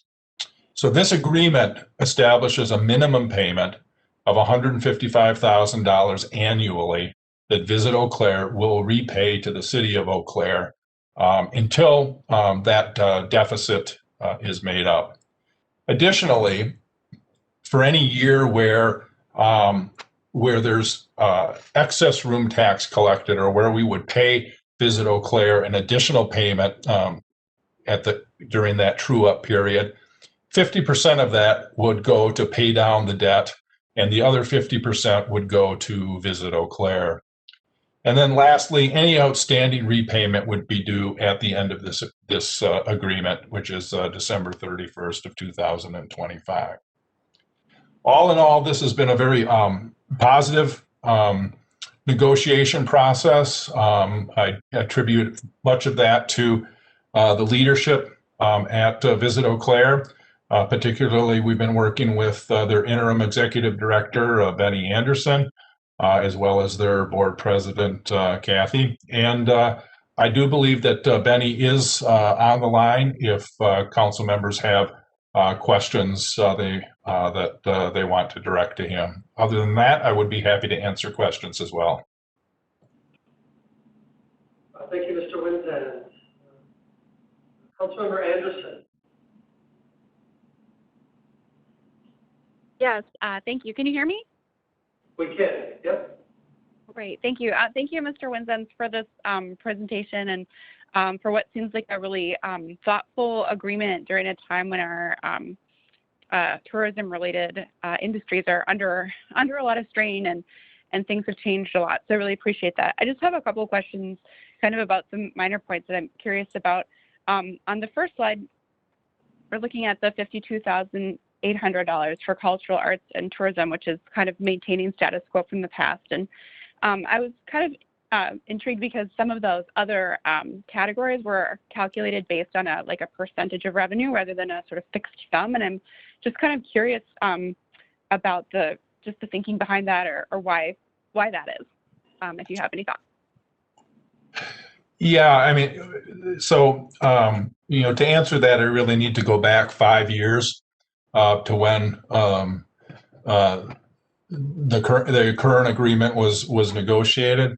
I think the thinking at that time was that those percentages that were in for Chippewa Valley Museum and Paul Bunyan Camp were put in as percentages because the hope was that as room tax collections grew, those percentages would allow the distributions to the museum and the Paul Bunyan Camp to grow as well. Whereas I don't think that was at least intended by the prior executive director of Visit Eau Claire to be the case for the Tourism and Cultural Arts Grant Program. So I think that was, as I recall, that was some of the rationale for using percentages for the museum and the Paul Bunyan Camp. Thank you. And may I have a follow-up? Certainly. The other kind of question related to that is, I've served I've had the great pleasure of serving on the Tourism and Cultural Arts Grant Committee before, which was just really fun to see all the creativity that, people in the community are bringing to that. And I'm wondering just kind of about I just wonder if there was any conversation, or maybe this was 5 years old conversation about separating out those categories, because I know that cultural arts often have a kind of a distinct draw, and they're doing something that is a little bit different than the kinds of things that we see in the tourism grants category. So I don't know if maybe this is, again, asking you to go back 5 years and think about it, but I don't know if there was a rationale you're aware of for that. Not that I'm specifically aware of. I think that amount may actually go back even further than the last than the agreement 5 years ago, and actually I think predates my employment with the city. But at one time, the distribution between the city and Visit Eau Claire was something other than 70-30, and the city's contribution to Visit Eau Claire was a percentage of room tax collections, plus there was this additional amount that a prior city council decided that they wanted to make sure went to Visit Eau Claire for this purpose. And I think this language that's in here and this amount, 52.8, is really a continuation of that kind of that prior segregated amount that a previous city council wanted to go for this particular activity. Great, thank you so much for helping me see the long story. Yeah, it kind of is, and I think certainly at some point in the future, maybe that could be revisited. Obviously, this is a very difficult period financially for Visit Eau Claire with room tax collections being such that they are. This may not be the time to do that, but I would guess that may be something that in the future Visit Eau Claire would be open to. Great, thank you so much. Thank you, Councilmember Anderson. Council Vice President Emanuel. Thank you, Council President Weld, and thank you, Mr. Winzens and Mr. Anderson and the Visit Eau Claire Board, including our council representatives. I feel like I'm going to channel my inner Dave Duax and recall a little bit of history with the agreement. Some of the history, as I recall it, is that 3 of these entities, including the Chippewa Valley Museum and Paul Bunyan Camp, were funded as outside agency requests. And then with a contract negotiation, those funds were rolled into the Visit Eau Claire contract with, as Mr. Winzen shared, the aspiration to grow that fund. So not only would they receive those funds, but additional entities in the community. So, and feel free to correct if that seems incorrect, but I just thought that was helpful. Just kind of like that was definitely a change in kind of where the funds were coming from and how they would be distributed. And council at the time felt really strongly that we can't forget these three groups and make sure that we're partnering with them still. My question, I think, is for Mr. Anderson, if he is willing to share just a little bit about this stipulation that's new about that there's going to be directed marketing efforts, which of course Visit Eau Claire does a lot of work on promotion. I'm wondering, I guess, what's the Visit Eau Claire's perspective on having that stipulation on directed marketing efforts in this contract? Thank you for the question, Councilwoman Emanuel, and for all of your time today. You can hear me, right?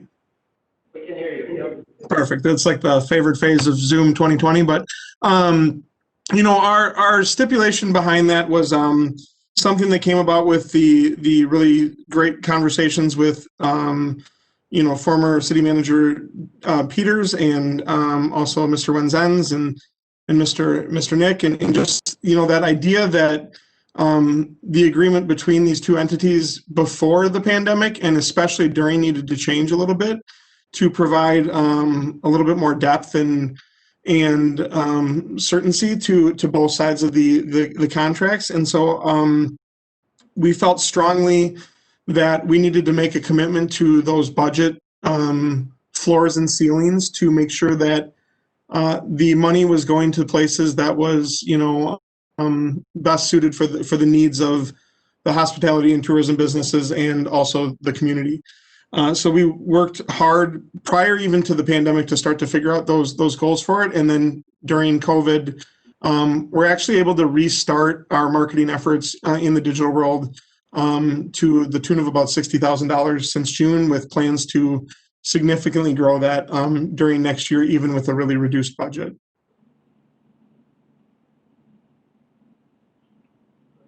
Thank you, Mr. Anderson. Are there any other questions for Mr. Wenzens or for Mr. Anderson? Councilmember Anderson, did you have another question? I'm sorry, I'll take my hand.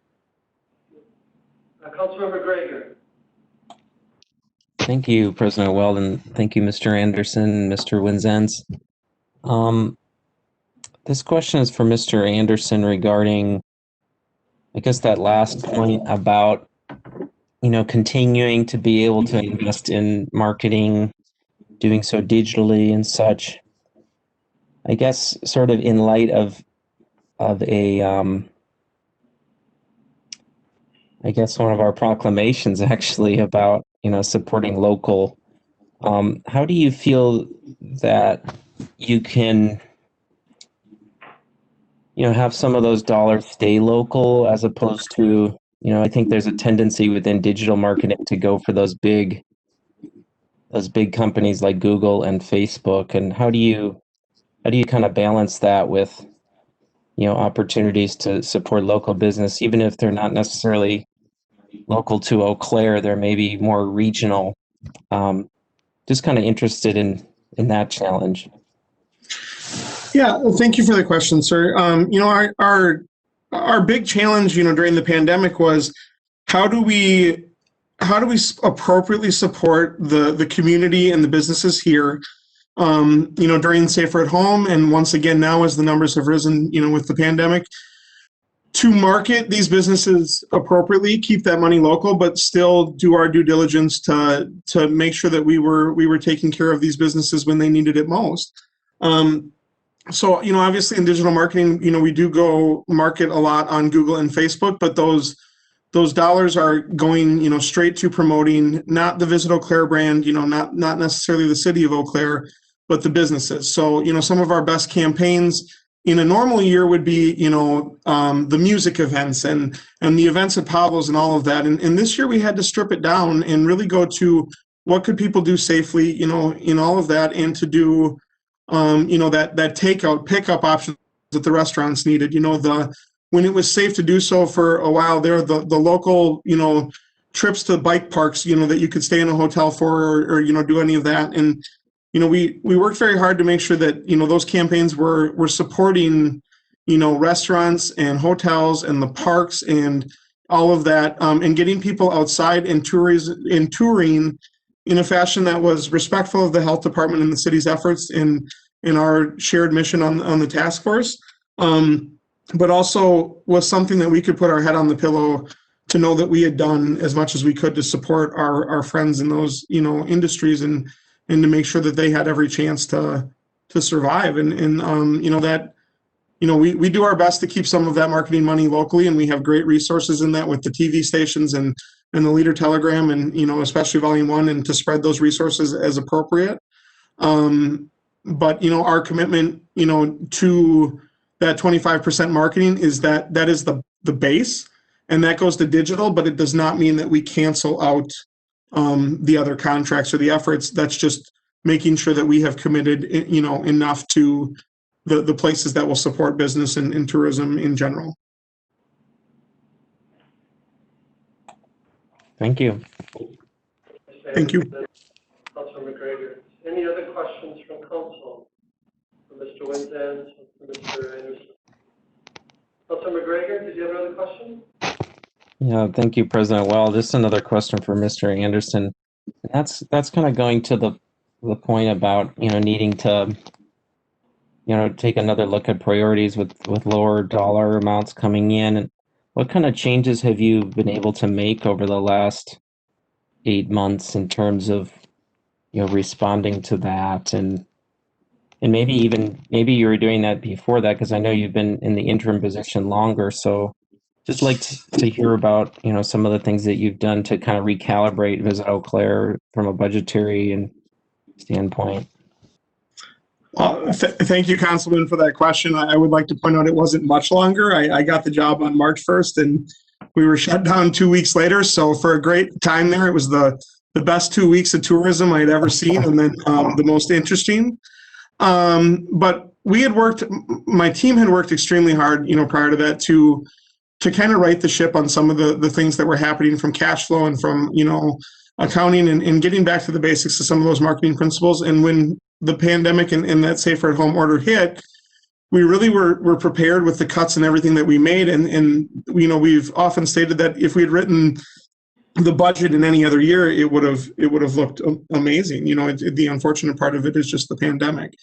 In that time, we had reduced payroll by almost over 6 figures.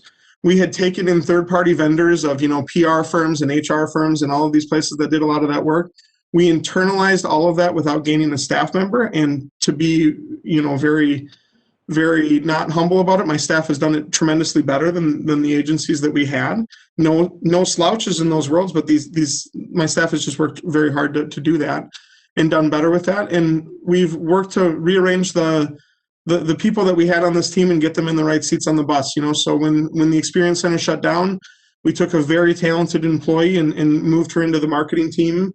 We took a part-time college student that had been doing some graphic design, and she's become basically like our complete photo and, content provider during that time for it, on top of a lot of efforts from, accounting and janitorial. And I mean, we don't pay anybody to empty our garbages for us, those kind of things. We've worked very hard to do that. We've also restructured a lot of, the debts that we had. We've sold off our vehicles. I don't know if the press release has come out today, so I can't tell you the entity, but we rented out the Experience Center to a great travel partner that needed a home for the next couple of years. And we've done that at a loss so that they have the opportunity to stay viable, but give us more opportunity to bring dollars into the marketing campaigns. And just a ton of good work to kind of, go back to the basics of the budget and say, okay, this is exactly what we need to do to make sure that we get our priorities, appropriately set prior to the pandemic and then on top of it. And I mean, that goes to, the grants question has been a great question, as has the museum's allocations. And, even in that world, it read on that screen that those were percentages going forward, but there's a part missing of that, and it was a great representation of how collaborative the effort between the city and us has been to make sure that everybody walks out of this as whole as possible. Those percentages are only in play if we grow past 2019's numbers. Our commitment to those entities has been to make the contribution to them the same going forward for this 5-year contract, to never be below the amounts they were paid in 2019. They're allowed to grow with us, but they're not penalized for, this wonderfully interesting year. And our plan is to also, we are growing grants as well. It's a tough year to grow the grant pool money, but we've worked hard to find match grants and to work with Together Chippewa Valley and to expand sports commission's budgets and to work with our partners in a regional area, Go Chippewa, Menominee, the task force, all of it, to make sure that we're getting, as much bang for our buck to appropriately get the word out about what we need to do. Thank you. Thank you. Are there any other questions? Mr. Anderson or Mr. Winton? No, I'm not seeing any. Thank you both for all your help and your work. Thank you all. So on a motion by Councilmember Berge and seconded by Councilmember Christopherson, this item is moved. Is there any discussion?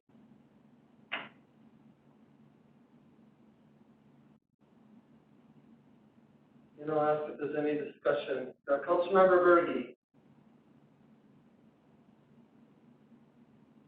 Thank you, President Weld. I just, as someone who sat on the board for Visit Eau Claire at the tail end of Miss Linda John's tenure and then bringing on Mr. Anderson, and I've seen the transition, and I just want to echo everything that I heard Mr. Anderson say on the phone tonight. I've witnessed all of that, all of the belt tightening that the organization has done.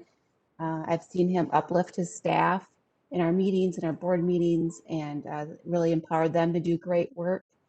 I've seen the Visit Eau Claire, Miss Wright, the president of the board, and then Mr. Anderson really be collaborative leaders in our community, evidenced by participating with the COVID Recovery Task Force and in other ways. They've been really helpful with our winter mission efforts as well. So there's just really great partnerships to have in the city of Eau Claire, and I'm fortunate that we have them, and I will be supporting this contract. So, thank you. Thank you, Councilmember Berge. Any other discussion?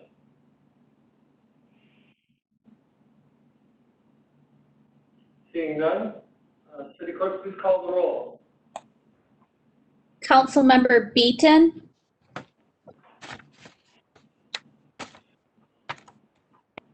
Aye. Berge, Aye. Christopherson, Aye. Emmanuel, Aye.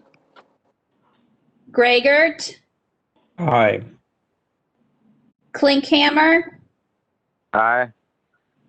Lohr, Aye.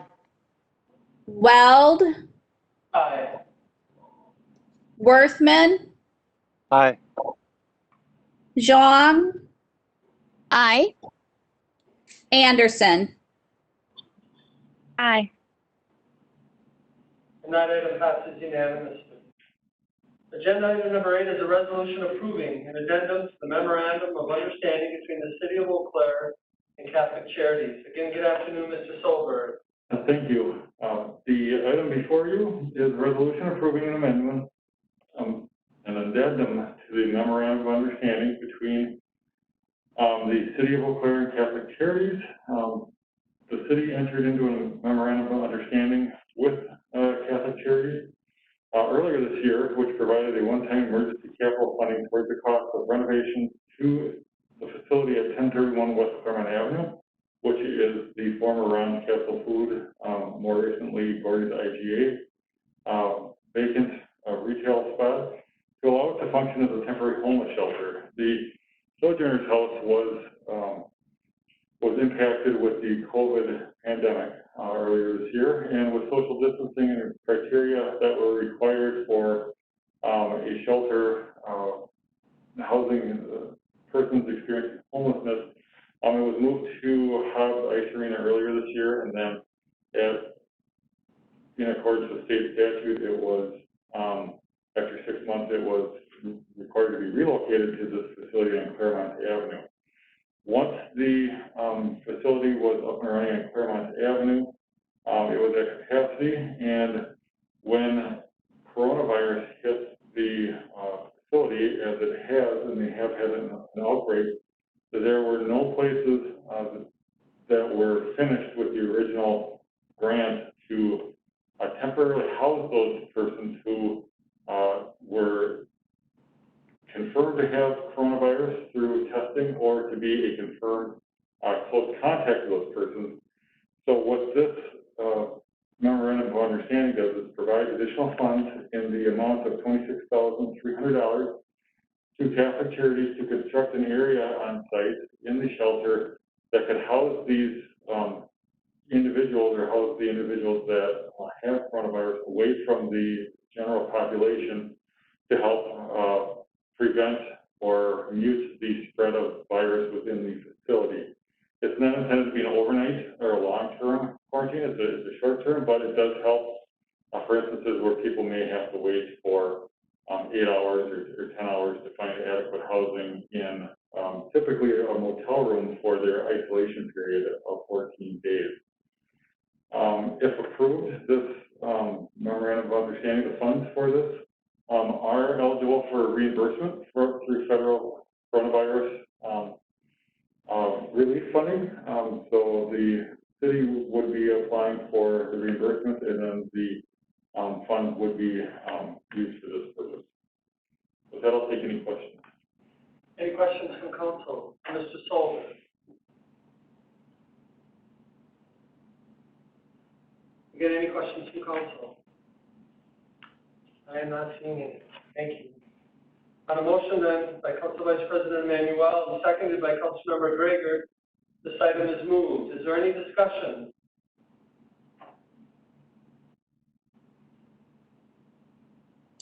Any discussion? Seeing none, Madam City Clerk, please call the roll. Councilmember Berge, Aye. Christofferson, Aye. Emmanuel, Aye. Gregert, Aye. Klinkhammer, Aye. Lohr, Aye. Weld, Aye. Worthman, Aye. Zhang, Aye. Anderson,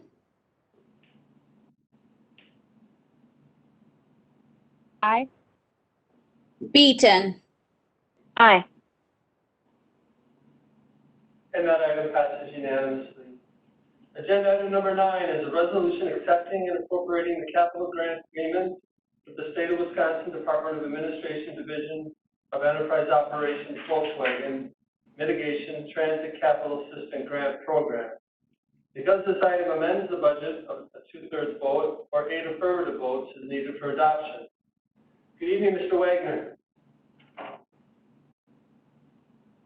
Thank you, Council President Weld, and good afternoon or good evening, council members. The grant agreement before you provides funding for the replacement of one diesel bus with a 2021 new hybrid electric bus through the State of Wisconsin Volkswagen Mitigation Capital Grant Program. You authorized the Department of Community Services to apply for this grant in February, and the award was announced last month. The Transit Division requested funding for the replacement of the one remaining bus in its fleet that was eligible for the program. And I'd be happy to answer any questions if there are any. Thank you, Mr. Wagner. Are there any questions from council?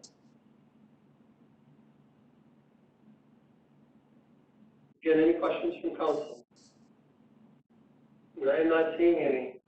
Thank you very much. On a motion then, by Councilmember Klinkhammer and seconded by Councilmember Lohr, this item is moved. Is there any discussion?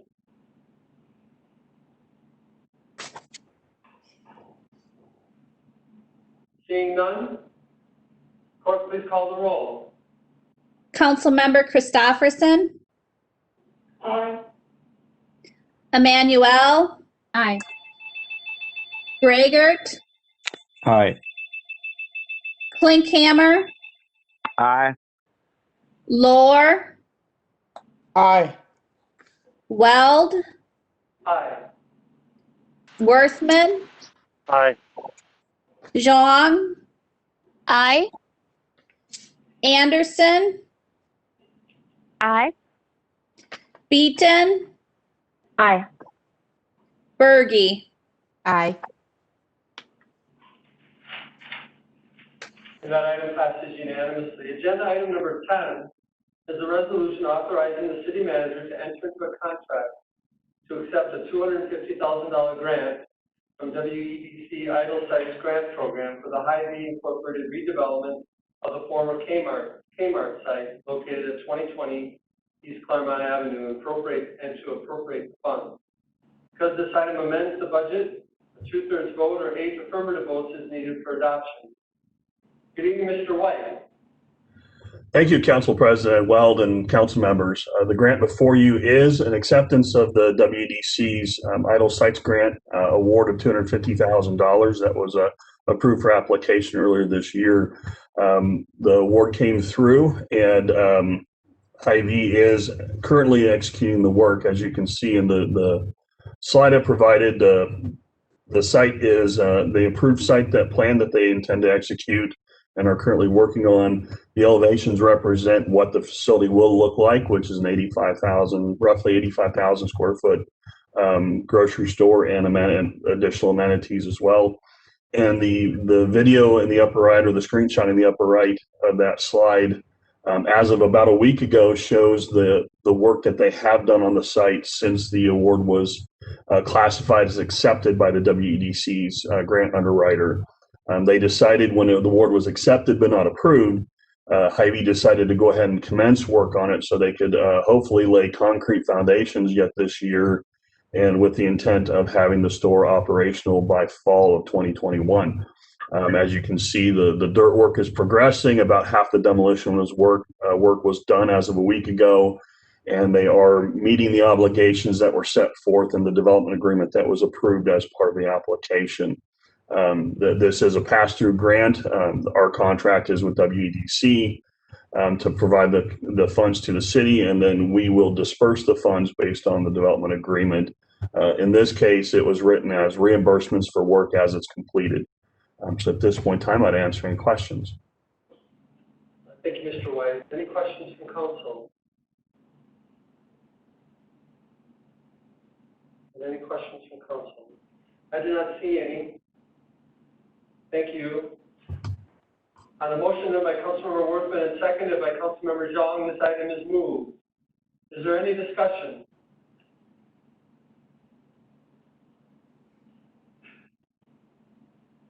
Seeing none, clerk, please call the roll. Councilmember Emmanuel, Aye. Gragert, Aye. Klinkhammer, Aye. Lohr, Aye. Weld, Aye. Worthman,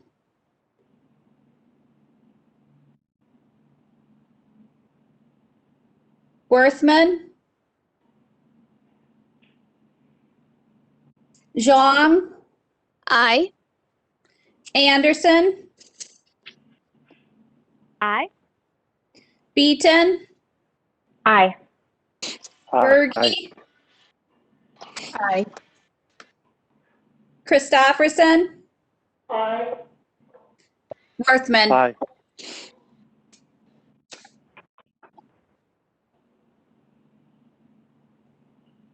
And that item passes unanimously. Agenda item number 11 is a resolution authorizing the city of Eau Claire to apply For the Mayo Clinic Health System, Everybody in Fund for Change, grant, Everybody in Fund for Change, grant to fight racism and advance equity, diversity, and inclusion. Okay, good afternoon, Mr. Solberg. Thank you. The resolution before you is would authorize the city to apply for the Mayo Clinic Health System Everybody in Fund for Change grant.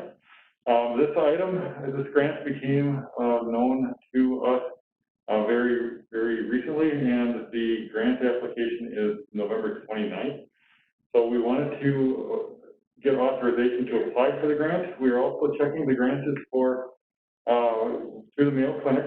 It is for nonprofit organizations, and we're seeking clarification if the city would fall in the definition of that category with the fund. But an overview of the fund is Mayo staff made contributions during the month of August, which were then matched by the Mayo Clinic, creating a pool of $200,000 for grants that would help support organizations working to advance equity, diversity, and inclusion, as well as fight racism. The funds will be awarded to organizations across Mayo Clinic communities throughout the country. The region that we lie in within the Mayo Clinic Health System will receive $20,000 worth of grants. And there are a number of other organizations throughout the community that are interested in applying for the grants as well. The city of Eau Claire would use, if we are able to apply for the grant, would use it in association with our recently approved Equity, Diversity, and Inclusivity Coordinator position that will be filled in 2021. And the first step we want to do is have city council approval of and permission to apply for the fund if we are if we fit the criteria. With that, I'll be happy to answer any questions. Thank you, Mr. Solberg. Any questions from council? Councilmember Anderson. Thank you, Council President Weld, and thank you, Mr. Solberg, for this update. I'm wondering if the city is eligible for the grant, and there are other nonprofits that are, also applying for this. If there would be a willingness on the part of the city to collaborate or partner with other organizations. I recognize it's a strong need in our community, and there's a lot of probably desire for smaller organizations to take advantage of this opportunity. Thank you. There certainly would. I think with the grant programs that we apply to, and I try to apply for as many grants as we possibly can. And anytime you can show that what you're applying for directly ties to a plan or an official goal or program or strategic goal or comprehensive goal, as well as collaborating across governmental and non-governmental and showing different groups that are working together for a common goal. Those applications typically rate higher, at least in my experience with the grants that we have been able to get for the city. So one recent organization that was brought to my attention, and I'm also part of it, although not as active with my current city manager role, is her interim city manager role, is the Public Arts Council is looking at also applying for the grant, or is interested in the grant, and would help try to achieve the same efforts or similar efforts through the use of art. And that is something that we would be very willing to put in a joint application, or however it would need to be worded to be strengthened, because I think it's a goal for the community, no matter which organization, and if there were 3 organizations that were, including the city, that were eligible, and only one of those organizations received the grant, and it's still in our community, it's still serving a public good. So I guess from the city standpoint, we felt that we wanted to apply for this, or at least get permission if we can go for it, since we weren't aware at the time of the council what other organizations were interested. But as long as it does good in the community, whether it comes through the city of Eau Claire, whether it comes through another organization or a combination of both, we're wholeheartedly behind notification deadline is fast. We just learned of this last week, and it's 29th is the deadline. So, yeah, we'll work hard and fast at it, but that was one organization that I was aware of, and I haven't been made aware of any other, but if there are, certainly would be open to that. Thank you so much. Yeah, it's a great opportunity, so I'm hopeful our community can benefit from it. Thank you. Thank you, Councilmember Anderson. Any other questions for Mr. Silver? I'm not seeing any. Thank you.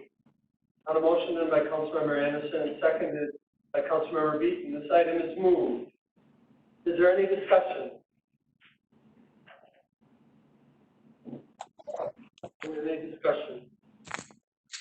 Seeing none, clerk, please call the roll. Councilmember Greigert, Aye. Klinkhammer, Aye. Lohr, Aye. Weld, Aye. Worthman, Aye. Jong, Aye. Anderson, Aye. Beaton, Aye. Berge, Aye. Christofferson, Aye.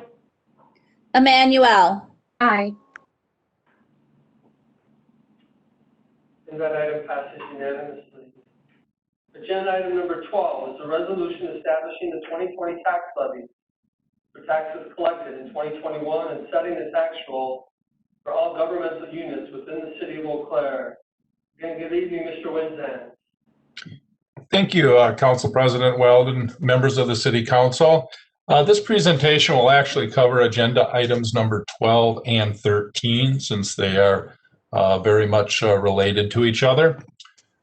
Before you this afternoon are resolutions establishing both the tax levies as well as the tax rates for properties located within the city of Eau Claire. Included in your packet and in the resolution are the establishment of the tax levies as shown on the screen. For the city of Eau Claire, we have the general city or the general fund property tax levy, and that is the 2021 levy is $40,067,756. For the library, that is $3,747,427, and for the city county health department, $2,020,408, for a total levy of $45,835,591.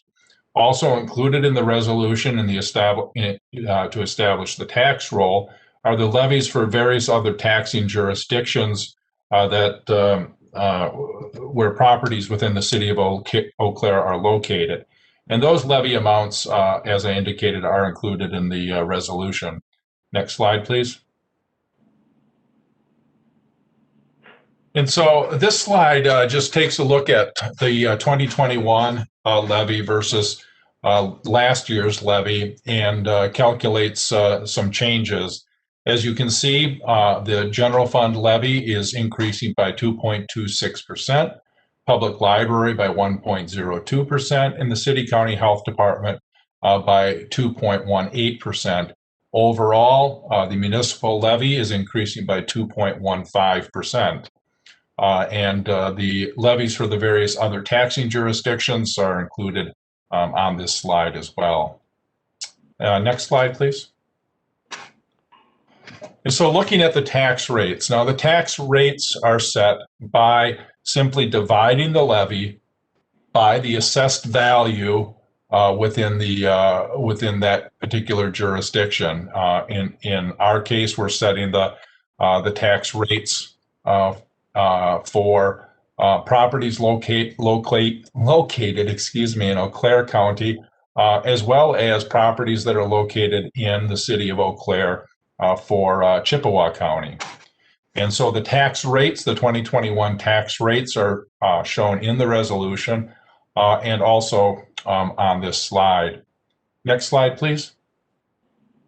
So if we take a look at those rates for the various taxing jurisdictions and compare the 2021 to the 2020 rates, you'll see that for properties located in Eau Claire County, the general city property tax rate is going up by 0.78%, the public library rate going down by 0.44%, City County Health Department going up by 0.71%, Eau Claire County up by a little over 2%, Eau Claire School District going down by 5.29%, Altoona Schools by a little over 3%, and Chippewa Valley Technical College up by about 16%. Next slide, please. So what does that, what does that translate into in terms of what a property taxpayer in the city of Eau Claire is going to pay? And this is for properties that are located in the city of Eau Claire, in Eau Claire County, and also within the Eau Claire School District. The municipal levy for city, library, health department is shown here, as well as the levies, the tax rates for those other taxing jurisdictions. The total tax rate before the school tax credit is about $21.54. And when you subtract off the school tax credit, the net mill rate is just a little bit over $20. Taxes on the average home, which is assessed at $174,000 in 2021, would be $3,481.14 compared to $3,502.83. That's a decrease of $21.69. However, when we factor in the first dollar credit as well as the lottery credit, the taxes on that same $174,000 home drop to $3,298.78 in 2021 versus $3,280.95 last year, which is actually an increase of $17.83. I think some of what you're seeing here is a shifting in state funding, giving more aid to the school districts, which is why the school tax rate dropped. But however, they've also decreased the amount of the, particularly the lottery credit. With that, I would be happy to answer questions about either the tax levies or the tax rates. Thank you, Mr. Winzan. Is there any questions in regards to agenda item number 12 regarding the 2020 tax levies? Get any questions from council? I'm not seeing any. On a motion led by Councilmember Berge and seconded by Councilmember Christopherson, this item is moved. Is there any discussion? I'll ask if there's any discussion. Not seeing any. Madam City Clerk, please call the roll. Councilmember Klinkhammer, Aye. Lohr, Aye. Weld, Aye. Worthman, Aye. Zhang, Aye. Anderson, Aye. Beaton, Aye. Berge, Aye. Christopherson, Aye. Emmanuel, Aye. Braegert. Aye. And that item passes unanimously. Agenda item number 13 is a resolution levying tax rates for all taxable real and personal property in the 2020 tax roll of the city of Eau Claire located in Eau Claire and Chippewa counties. Does council have any questions for Mr. Winzan? I'll ask if there's any questions from council for Mr. Winzan. Not seeing any. On a motion then by Council Vice President Emmanuel, seconded by Councilmember Drager, this item is moved. Is there any discussion?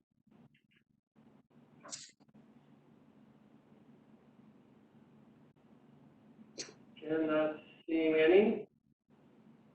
Madam City Clerk, please call the roll. Councilmember Lohr, Aye. Weld, Aye. Worthman, Aye. Zhang, Aye. Anderson, Aye. Beaton, Aye. Berge, Aye. Christofferson, Aye. Emmanuel, Aye. Gregert, Aye. Klinkhammer. Aye.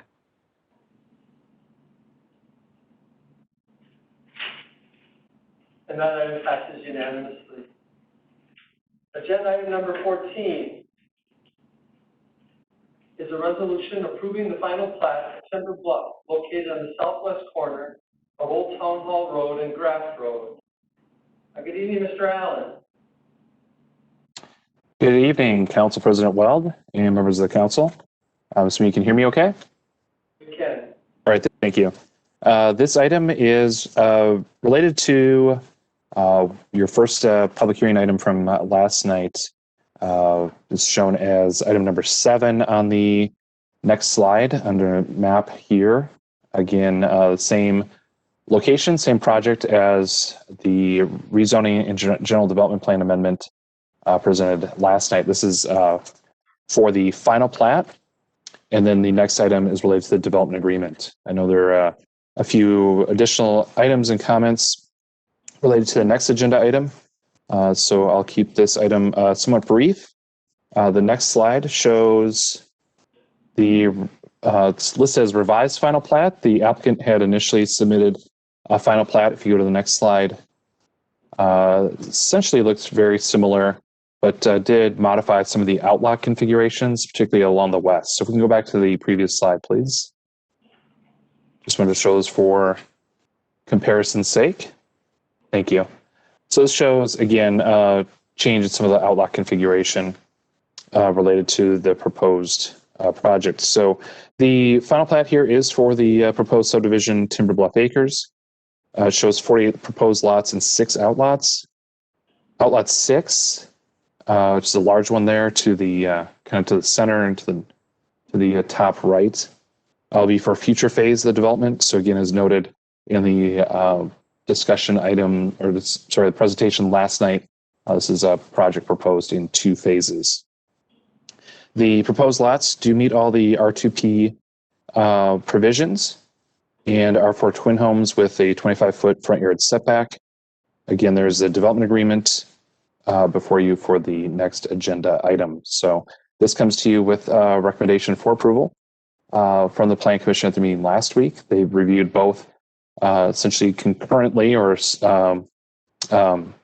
consequently, I guess, the preliminary plat and then now the final plat. So the applicant, I know, and the developer are looking to get moving with the twin home lots as quickly as possible related to this project. So hence you're seeing a number of requests and approvals applications before you here tonight. So with that, I'll see if there are any questions. Thank you, Mr. Allen. Any questions for Mr. Allen from council? I'm not seeing any. Thank you. On a motion done by Councilmember Klinkhammer and seconded by Councilmember Lohr, this item is moved. Is there any discussion?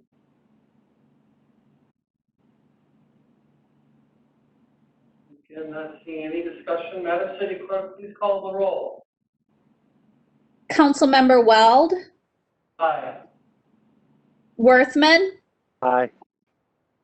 Zhang, Aye. Anderson, Aye. Beaton, Aye. Berge, Aye.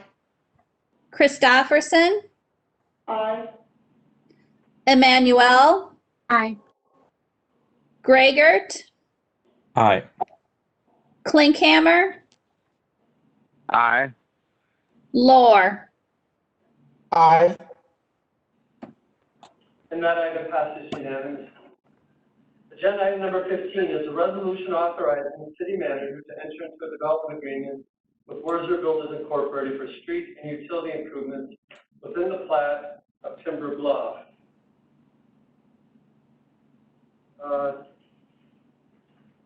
Good evening, Ms. Ness, and I don't know if you have any additional information you wish to share in regards to this agenda item.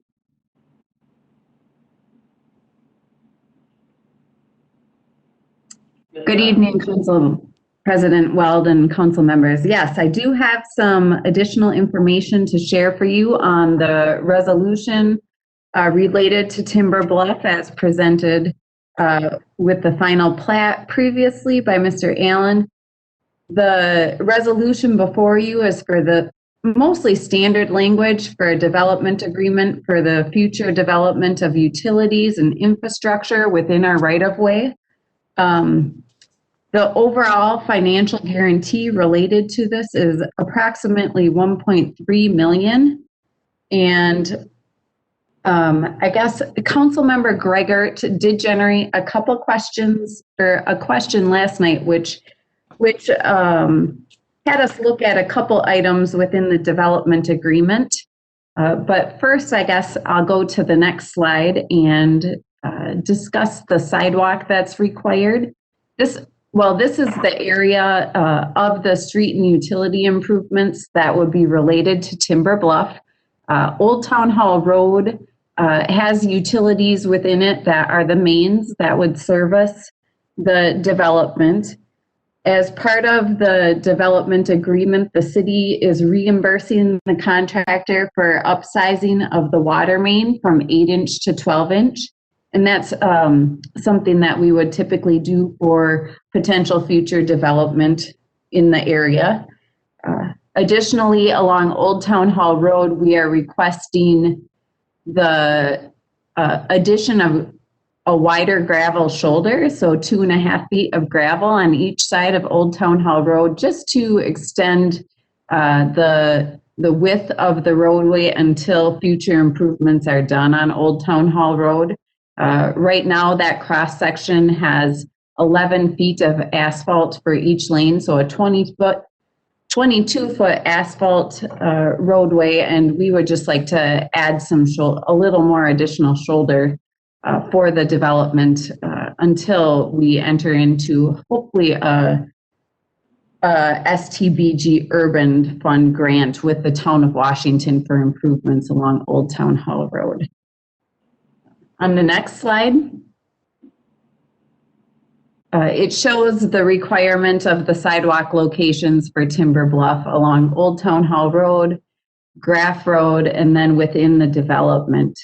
On the left side is what would be required by ordinance by the city.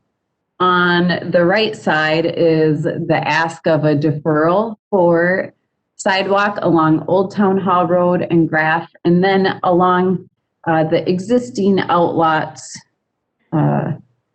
labeled on the picture, which is in part of the next phase of the development. This was an ask mostly with the Old Town Hall Road and Graff that there is potential for street reconstruction through the area, which would impact the location of a sidewalk if it were placed at this time. And if we go to the next slide, we can see just a development agreement photo showing the delaying of the sidewalk in those locations. So sidewalk would still be anticipated with future reconstruction.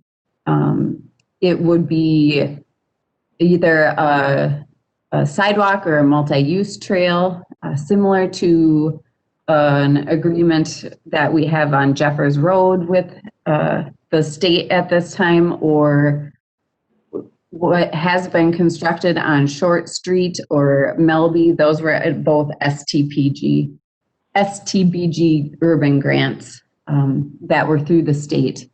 This would be submitted in the next cycle, which is 2023 to 2024 for construction for Old Town Hall Road. and we would jointly submit with the town of Washington for the improvement along this section, which would be similar to what was constructed on the west end of Old Town Hall Road near the Fleet Farm development. Last night, Council Member Gregor had asked about the snow removal related to the proposed trail section going north-south on the Fieldcrest Road. We looked into providing a little more language within a motion for the council to consider tonight, and I believe that that has been emailed to all the city council members to identify that the multi-use path or sidewalk adjacent to the private properties would be maintained or cleared of snow in a timely manner by the property owner or a potential homeowners association agreement. Additionally, when we were looking into this with the proposed delayed sidewalk, we wanted to include another item in the development agreement that outlined the delay of the sidewalk along Old Town Hall Road to be constructed in the future, and it would be assessed to the property owner at that time. And then the third item within the development agreement would be a separate memorandum of understanding that would be regarding the maintenance of the stormwater infrastructure, any trail improvement, or other amenities that would be dedicated in the stormwater outlets. So that large lot that is located on the southern portion of the development, north of Timber Bluff, the area that would cover the stormwater, where there's a proposed multi-use path through that area, and it's a stormwater detention area as well. So those are some of the items that we looked at after last night's meeting and put a motion together for council to consider approval of, along with the resolution before you tonight. And with that, I would take any questions. Thank you, Ms. Ness. Any questions from council?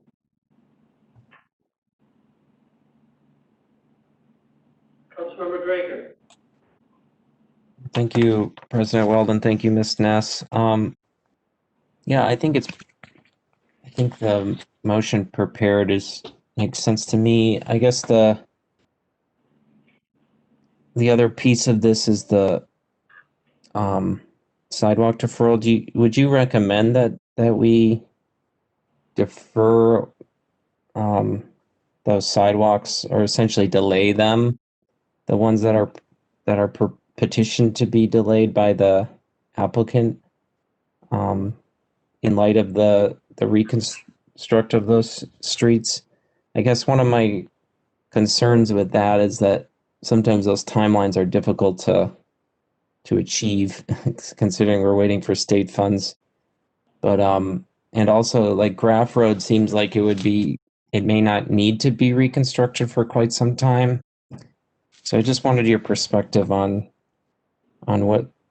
whether you would recommend, from your staff perspective, to defer the sidewalks as presented in our packet.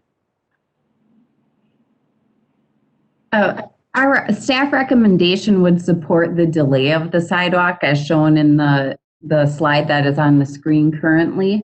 You're correct with the timelines with the state projects that sometimes they get pushed around.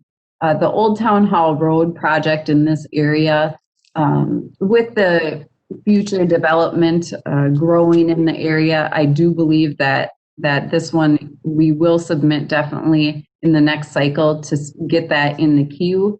Having a ditch section through the area, the rural cross section in this area, the inclusion of sidewalk at this time really is a lot of infrastructure to put in and take out in the near future. So that's our thought, is to add the gravel shoulders for a little more safety in the area until we can get to a finalized project that would have more of an urban cross section with a sidewalk and trail potentially on either side of the roadway, and address the connectivity through Old Town Hall Road to the west and to the east. Okay, thank you. Any other questions for Ms. Ness? I am not seeing any. Thank you, Ms. Ness. You're welcome. On a motion then by Councilmember Worthman and seconded by Councilmember Zhang, this item is moved. Is there any discussion? Councilmember Berge. Thank you, Council President. I guess I'm more wondering, maybe I should have asked this in a question part, but how, with the motion that was emailed to Council earlier, is that, are we voting on that, or do we have to, does someone have to move that after we pass this, if it passes, or how does that work? Yeah, so this motion would be, a motion would be made to support the motion that we received, you know, as part of this discussion right now. So, and there's, the motion has also been put up on the screen. So if there's a council member that's interested in making a motion to move the item that's before you on the screen and that you've received earlier in regards to the conditions being added to the development agreement, I am welcoming that motion. Councilmember Gregor? Yeah, thank you, President Weld. I'd make a motion to amend the general development plan to include these three conditions that are presented on the screen and that were emailed to council a couple hours ago. All right, so we have a motion by Councilmember Gregor. Is there a second? I will second that. Okay, seconded by Councilmember Berge. Is there any discussion in regards to the motion in regards to the additional condition?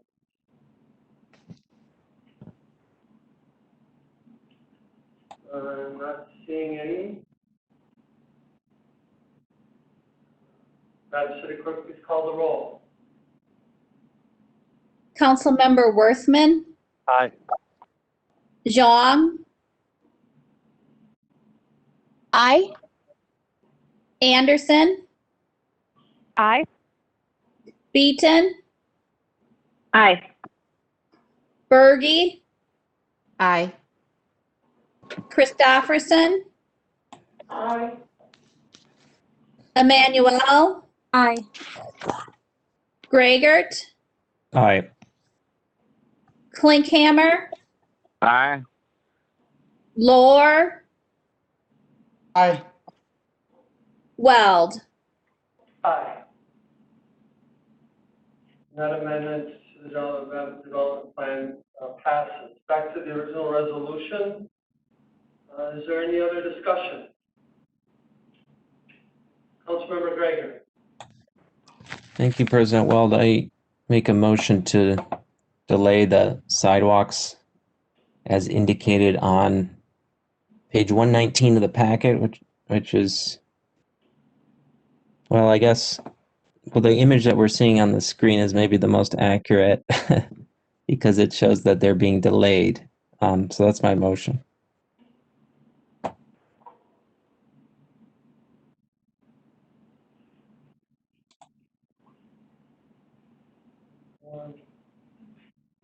Is there a second? I'll second. All right, so we have a motion to delay the sidewalks as noted on the diagram, and a second by Councilmember Gregor, seconded by Councilmember Worthman. Is there any discussion?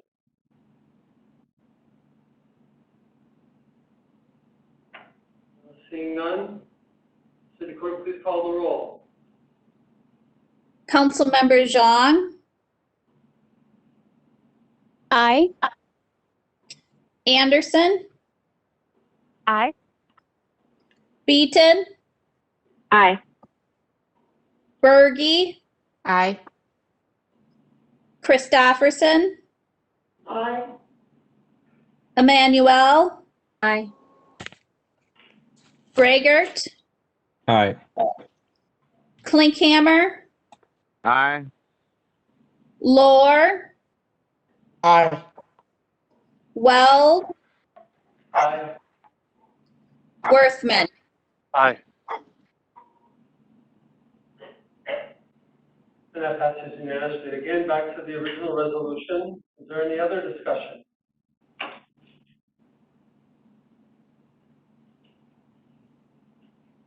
And not seeing any, so Madam City Clerk, please call the roll. Councilmember Anderson, Aye.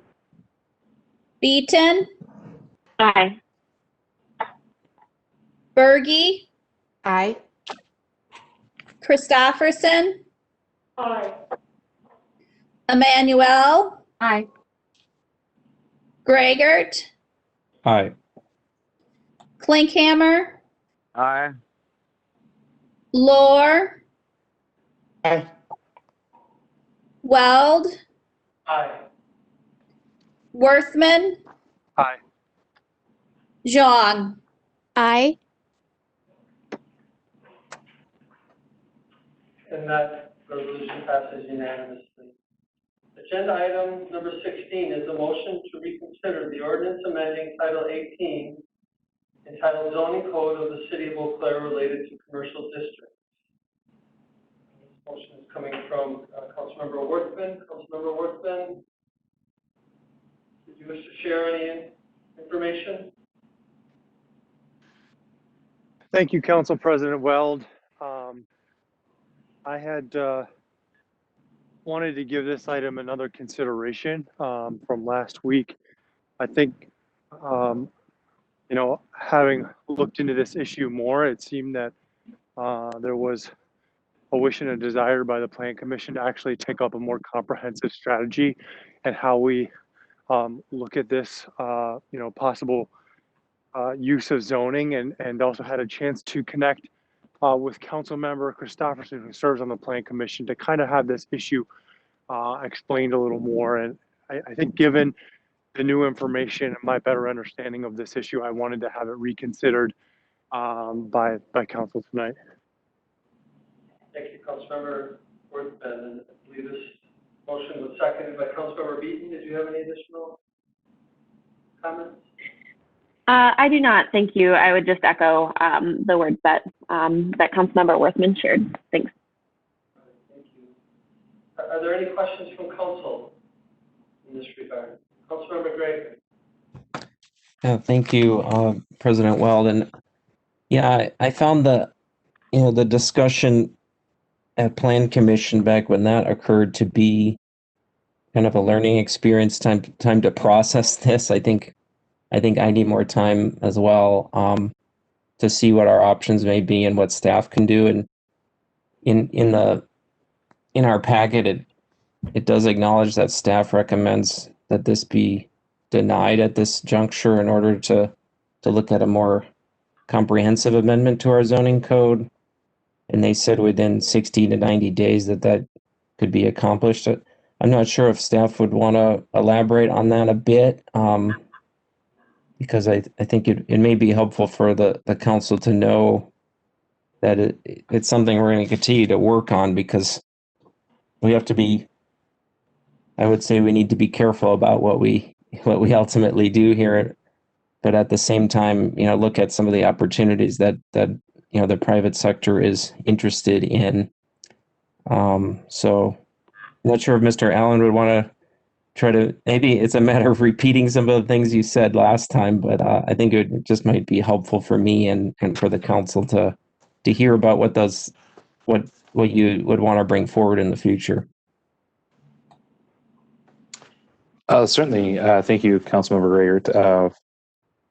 Yes, certainly a lot of options and opportunities to consider as looking at light manufacturing and production as it relates to the C3 commercial zoning district as a conditional use. And again, that's what was last considered and approved by the City Council at your last meeting, legislative meeting.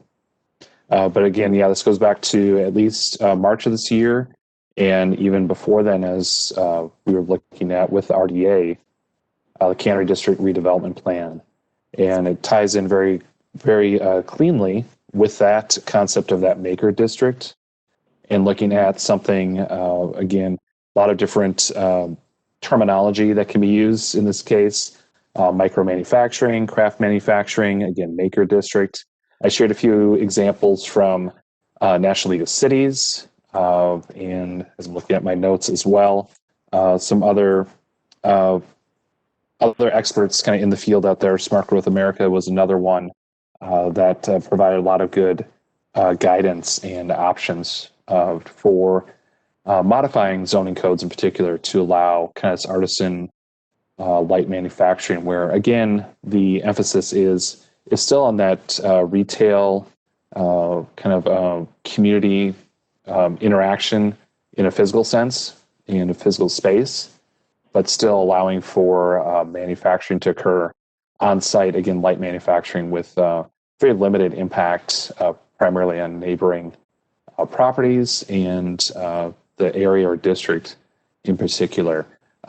Again, not to call out too many specific examples in the city, because again they're kind of fit into some kind of niche areas and maybe a little bit more grandfathered in their use. So again, appreciate the applicant and their initiative to look at doing something more broadly to allow uses like ambient inks or artisan forge and such like that are kind of fit into some of these gaps in and around the community to do something very similar in that kind of concept. So that's that being the case, again, there's some good examples even in the Chippewa Valley, and of course there are a lot of good examples nationally in terms of both business types as well as code provisions that we could consider. And as noted too, the applicant initially noted at the Plan Commission in their public hearing testimony that they're looking at kind of a 3 to 4 month window. So that certainly fits with what staff is expecting to be able to do to bring something back to the Plan Commission and Council that could be a little bit more comprehensive and specific at the same time. So we hope to do that, again, pending your consideration of this motion here. We anticipate doing that here in the next, like you had noted, Councilmember Rigger, 60 to 90 days. Councilmember Workman, thank you, Mr. Allen. Councilmember Workman. Yeah, thank you, Council President. And this is a question for Mr. Allen. Just going off of what you had said, it is my understanding that, if a more comprehensive policy were developed, that it would still allow for conditional uses potentially if there's things that fall outside of those more specific categories. Is that a correct understanding of how that would look? That could certainly be, thank you, Councilmember Worthman, that could certainly be something that staff incorporates into your proposed language for the zoning amendment. Certainly we'll still continue to communicate with the applicant as they presented their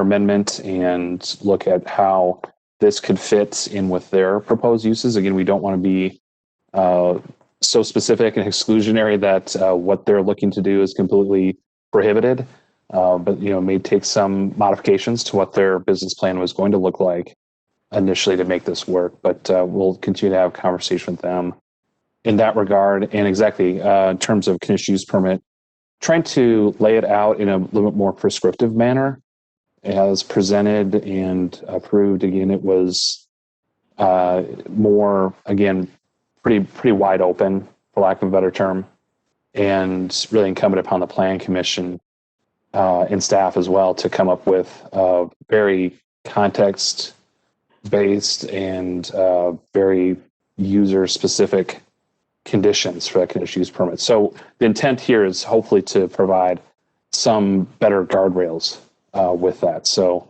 right now, even as a conditional use permit as approved, applicant come forward, but really with no clear guidance as to what that looks like. So we're hoping to have some language that can help, kind of lay out more prescriptive parameters for the conditional use concept, as you see with a lot of other conditional uses around the city, for bed and breakfasts and, home occupations and things like that, that have already defined basic parameters. Mm-hmm. Thank you.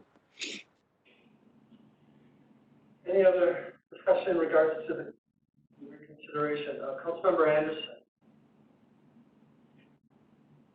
Thank you, Council President Weld. I just have a process question. I think this is the first motion to reconsider that has crossed my desk as a council member. So if everyone votes aye and the motion passes, what happens?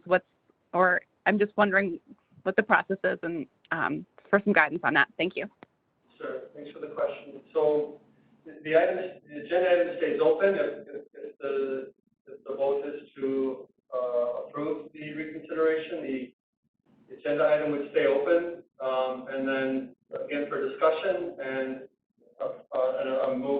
somebody to move or a motion to approve the amendments to the zoning code, and in which case we would vote to either approve that code or not, or approve that amendment or not. Thank you.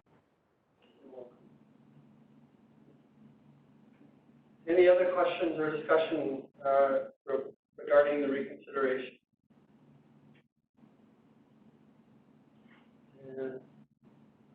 Councilmember Anderson, did you have another question? Councilmember Beaton. Yeah, thank you. I just want to make completely sure that I'm voting the way that I want to vote. And your last answer made me question. So an aye vote on this item would seek to reverse the decision that we made 2 weeks ago. Is that right? Or is it the opposite?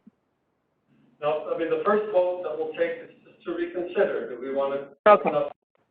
We want to reconsider the discussion and the item that was approved last week. In which case, then, if that's the wish of the council, then we would have discussion in regards to the amendment of the zoning code of the city of Eau Claire, and a motion would be made to either approve or, and in which case we would vote to approve or not. Okay, appreciate the clarification. It's a new process for me, so thank you. Yeah, certainly for all of us. And I will just ask Mr. Nick if he wants to clarify that in a better fashion. I would welcome that. Yeah, happy to try, although I think Council President Weld stated it correctly. So your first vote is the decision of whether to reconsider. So if you're interested in taking this item up, you would vote aye or in favor, and then it would be back in front of you just like it was 2 weeks ago. At that point, we always make motions in the affirmative. So there'd be a motion and seconded, ideally to adopt the ordinance. And then if you don't want to adopt the ordinance at this point, you'd vote no on that second vote. Another option, once it's back in front of you as a second item that sometimes councils take is if you don't want to move it and then vote against it, but your desire is not to see it approved, you could potentially postpone it indefinitely. That could also work, but I guess either can work. But the first vote is whether you even want to discuss it any further.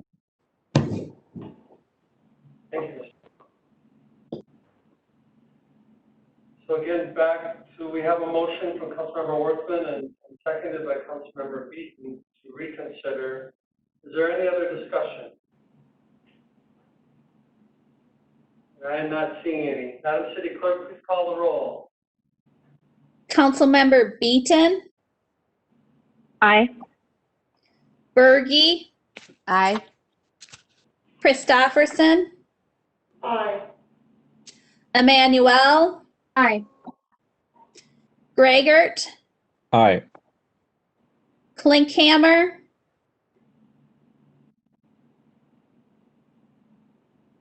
One moment.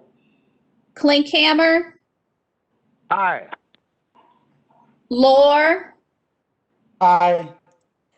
Weld, Aye. Worthman, Aye. Zhang, Aye. Anderson. Aye. So that item, or the motion to reconsider is passed unanimously.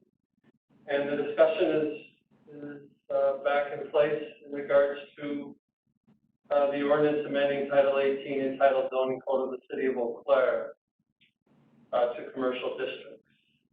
Council Vice President Emmanuel. Thank you so much, Council President Weld. I just want to say that I think that we're really working to move forward with some additional intentionality, and I appreciate that. I think it's going to make a better product at the end. And I had reached out to a plan commissioner just to do some of my own just perspective gaining, and really appreciate the work the plan commission has done, regardless of where people voted.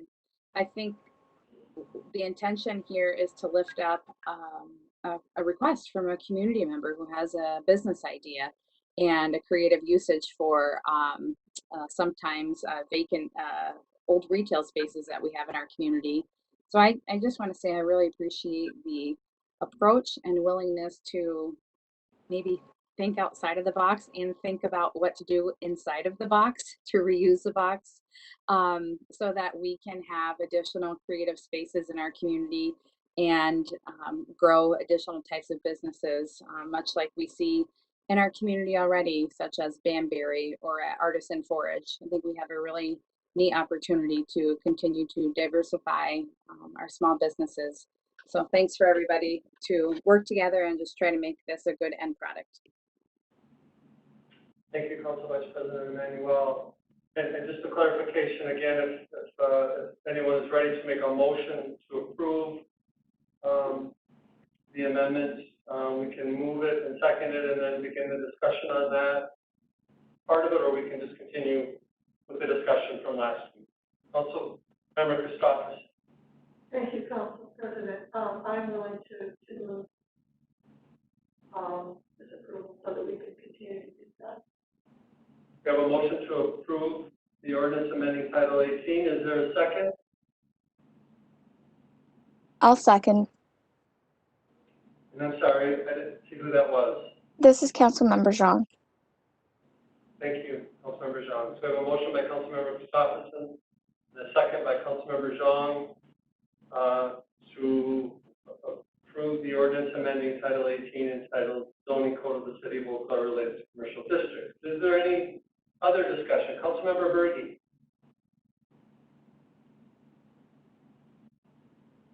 Thank you. And I think I'm following all of this, but my intent is to vote no on this.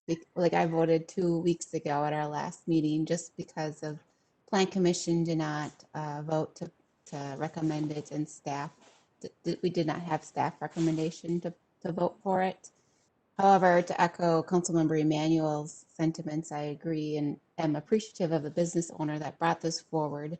And I am looking forward. I know the conversation will continue. I talked to Mr. Allen a couple weeks ago, and he told me on the phone then for our last meeting that they would continue to find solutions and to just make this even better with what is before us tonight. So I'll be voting it down tonight, but I look forward to seeing it back again.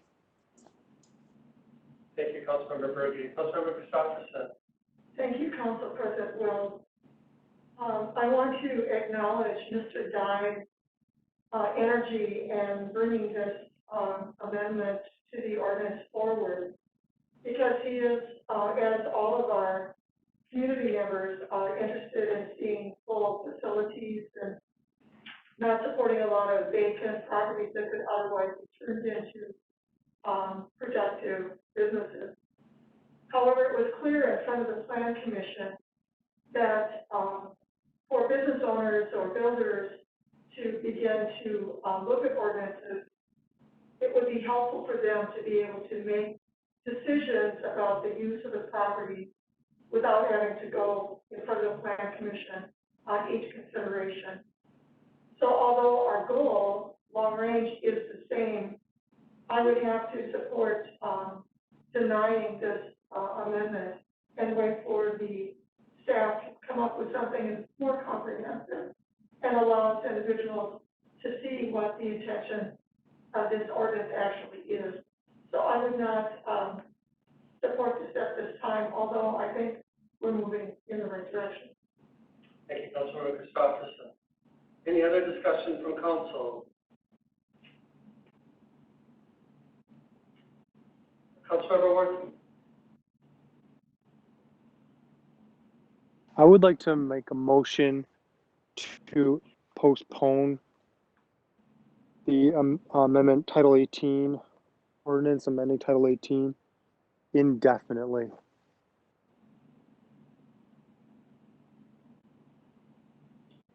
Okay, so motion has been made to postpone indefinitely. Is there a second? Council Law is the second. I'm sorry, who was that? Council Law, John Law. Thank you, Councilmember Law. Councilmember Worthman, did you wish to speak to the motion? No, not at this time. Any other discussion regarding to the motion to postpone indefinitely? Councilmember Emmanuel. Thank you. I need to have some clarification for myself on this. I'm wondering if postponing indefinitely means that it would inadvertently hamper the ability to bring this back in 30 or 60 days, you know, when staff is ready to bring this forward. Can somebody help me just understand postponing indefinitely versus voting this down and then bringing it back? Maybe it's the same thing. City Attorney Nick.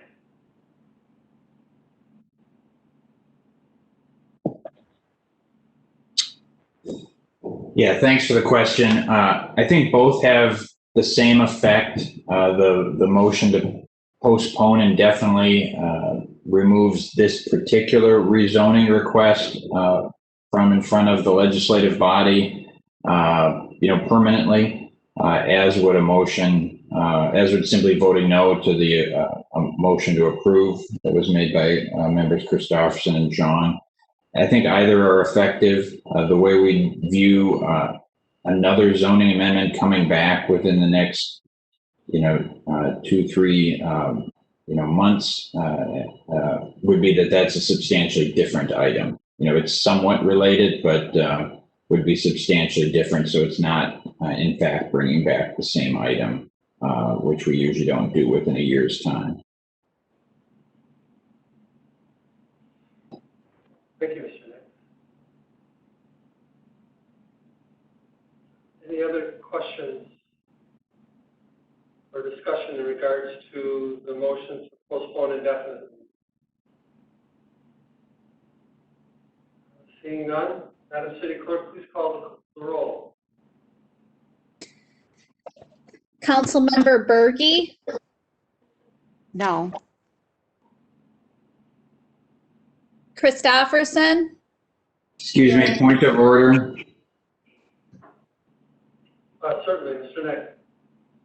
And my sincere apologies. If I just want to make sure that members understand what item we're voting on and the effect of ayes or noes. And so, again, I might have misunderstood the vote, and if so, my apologies. But just for clarity, there currently is a motion to postpone indefinitely, which an aye vote means will remove this item from council's consideration, or in essence, kill the item or decline the item. That's the effect currently of an aye vote.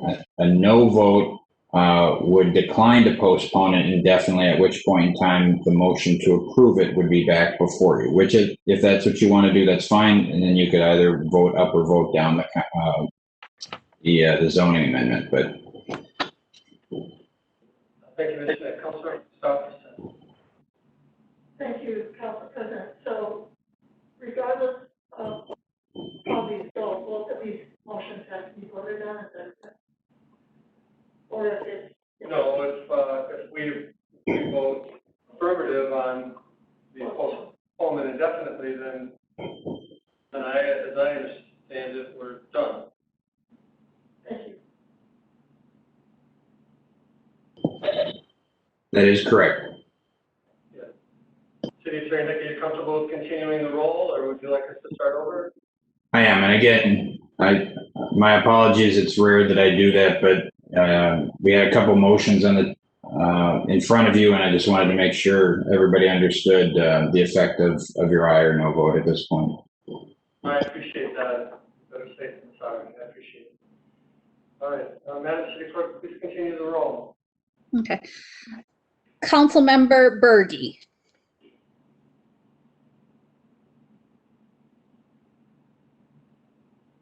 I'm going to say no. Yeah, I'm going to say no again, and I understand. Okay. Christopherson. No. Emmanuel. Aye. Gregert. Aye. Klinkhammer.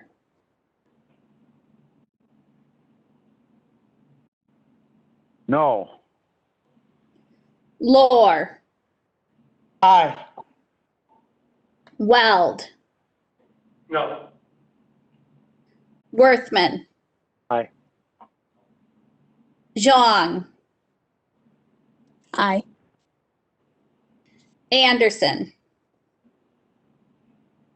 Aye. Beaton. Aye.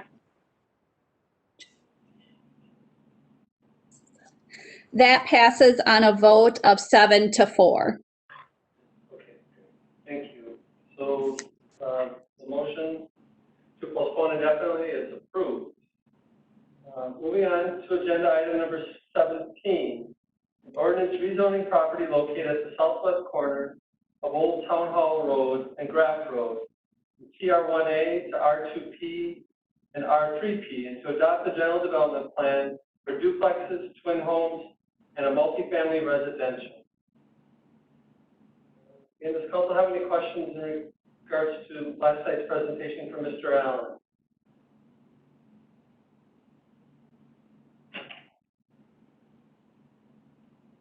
And I am not seeing any. On a motion then by Councilmember Anderson and seconded by Councilmember Beaton, this item is moved. Is there any discussion?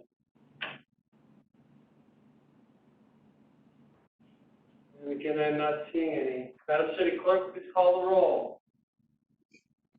Councilmember Christopherson. Aye. Emmanuel. Aye.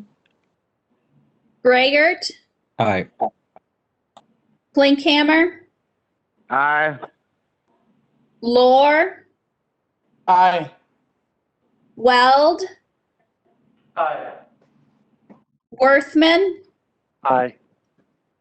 Zhang. Aye. Anderson. Aye. Beaton. Aye. Berge. Aye. And that item passes unanimously. Agenda item number 18 is an ordinance amending chapter 6.15 entitled Keeping of Poultry of the Code of Ordinances of the City of Eau Claire. An item postponed from the August 25th, 2020 council meeting. Does council have any questions from the movers of this ordinance amendment for either myself or Councilmember Christopherson? I'm not seeing any questions. On a motion then by Councilmember Beaton and seconded by Councilmember Christopherson, this item is moved. Is there any discussion? if I could, maybe I'll just recap for everyone the intent of the amendment that was made back in August.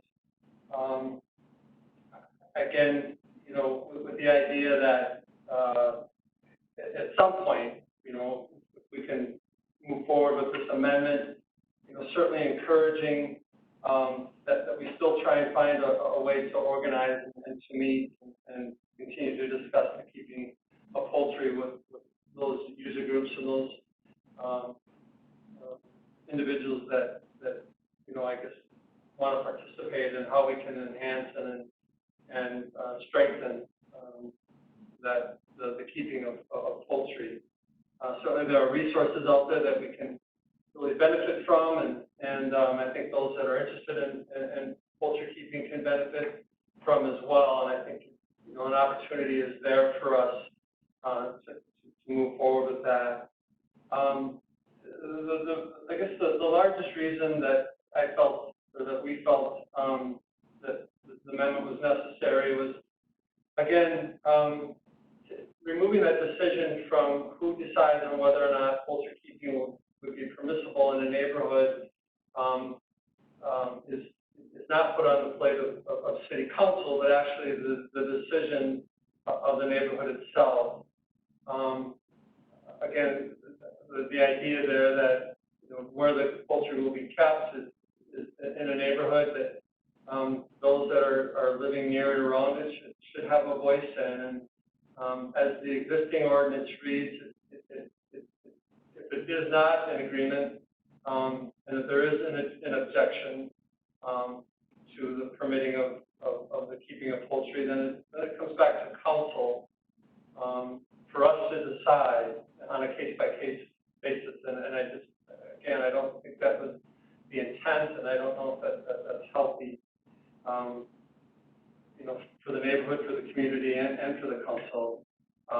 Again, with this amendment, it would require the applicant to show support of at least 2/3 of the neighbors within 100 feet of the applicant's home.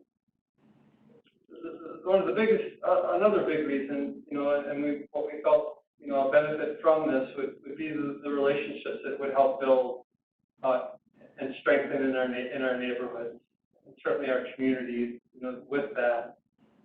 Any opportunity that we can to encourage communication, you know, be it now that obviously maybe, you know, in close quarters is not anything that's being recommended, but certainly communication can occur in various ways, whether it's via mail or from a safe distance or from a phone call. And I think it's until, you know, COVID-19, you know, dissipates and we're able to get back to some sort of normality, I think at that time, you know, we can see obviously neighbors knocking on neighbors' doors and talking about, you know, their ideas about raising poultry and why it's important to them and to their family, and you know, answering questions and being able to help educate individuals and neighbors that really don't have any understanding or experience with it.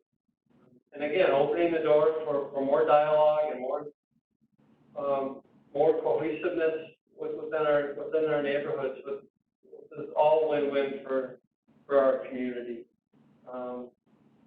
So that was, I guess, the intent of the amendment. And I guess I can ask if Councilmember Christopherson has any additional information she would like to share. Thank you, Council President. I would just add, first of all, my support for that position. That I think is the most important byproduct. We talk about connectivity of our community via Sidewalk, but I think really our connectivity in ideas and communication with our neighbors is far more important. The disagreement or the lack of decision on this when it came in front of council the last time was about the burden on persons that may want to raise poultry and the cost of the feed.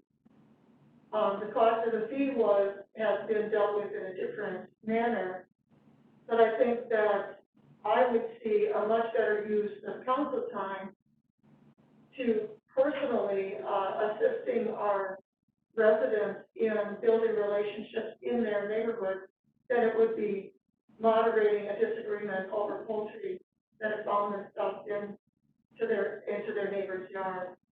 So I think that this is a good role for council to play in just setting a standard for communicating the way you're using your property, and then to make it viable for people to have support and education.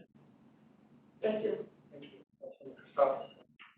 Any other discussion from council? Councilmember Worthman. Thank you, Council President, and thank you, Councilmember Christopherson.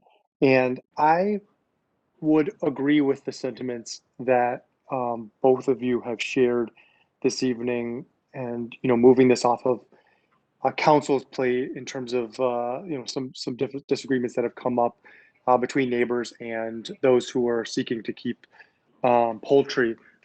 I did not in the past couple months have the opportunity to organize input from members of the community who keep chickens and organizations that might have an interest in this. I just wasn't able to facilitate that given all of the things going on. But I do still have an interest in trying to connect over the next couple months. And so, while part of that discussion was going to revolve around fees, which I don't think it probably will any longer, the other part of it was just about whether this sort of requirement is still in keeping with what the people in the community who are interested in chicken keeping, what they see as valuable and whether it's workable or not. So at this time, with the council's consideration, I would like to postpone this ordinance consideration to the last meeting in February. It's still within the time that we could consider it before people start ordering their chicks for the spring, but would give just a little more time for community members to get together and collaborate on and provide some feedback on this change. There is a motion to postpone. Is there a second, or is there any other discussion from council? I'll second the motion. This is Councilmember Beaton. A motion to postpone from Councilmember Worthman and seconded from Councilmember Beaton. Is there any discussion in regards to the postponement? Council Vice President Emmanuel. Thank you. I have a question. My question is actually technically not in regards to the postponement, so I think it's better for me to just wait and we'll see where we go. So I'll hold off on my question. Okay. Thank you. Any other discussion from Councilmember Gregory? Yeah, thank you, President Weldon. Yeah, I mean, I'll support the postponement. I have a sense of how busy the last 3 months have been because I was busy as well. And I do think we do have some more time. And either way, I do think we need to spur some conversation with this particular proposal, but also see what other ideas may emerge. Because I think there could be some ways to tweak this. In general, I like the idea of having more contact with neighbors, and I think just having more time for people to consider the implications of this would be helpful to make sure we're maximizing that as a goal. So I'll be supporting the postponement. Thanks. Any other discussion? Councilmember Christopherson. Thank you, Council President. I'm not against more conversation. I wouldn't be against that. Any other discussion?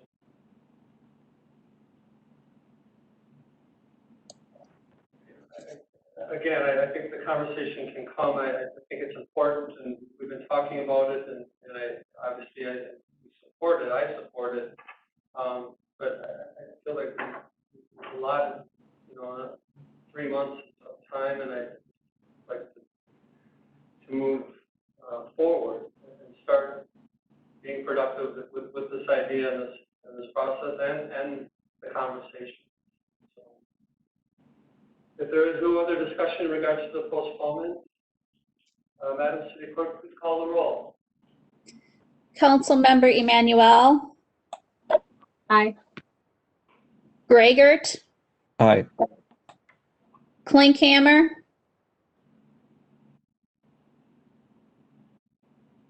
No. Lohr, Aye. Weld, No.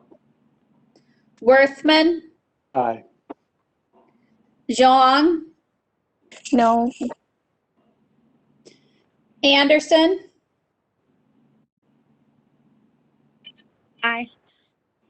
Beaton, Aye. Berge, No. Christofferson. No. That passes on a 6-5 vote. So the postponement again was, just to remind, the last meeting in February, or is that correct? Was the postponement That is to the what I last wrote down. Okay, great. All right, so that item is postponed until our last meeting in February.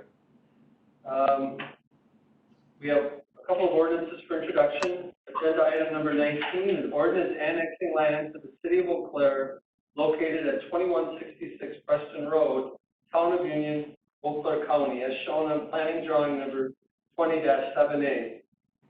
Item of annexation, per Wisconsin statutes, an annexation ordinance requires a 2/3 vote of the elected members of the governing body. Therefore, 8 affirmative votes of the 11 elected council members are required for adoption. Agenda item number 20 is an ordinance annexing land to the city of Eau Claire located at 2929 Orange Street, Town of Washington, Eau Claire County, as shown on planning drawing number 20-8A. Per Wisconsin statutes, an annexation ordinance requires 2/3 of the vote of the elected members of the governing body. 8 affirmative votes of the 11 elected council members are required for adoption. Agenda item number 21 is a charter ordinance relating to the city council and the reapportionment of the city of Eau Claire. Adoption of the charter ordinance requires a 2/3 vote of the elected members of the governing body. Therefore, 8 affirmative votes are required.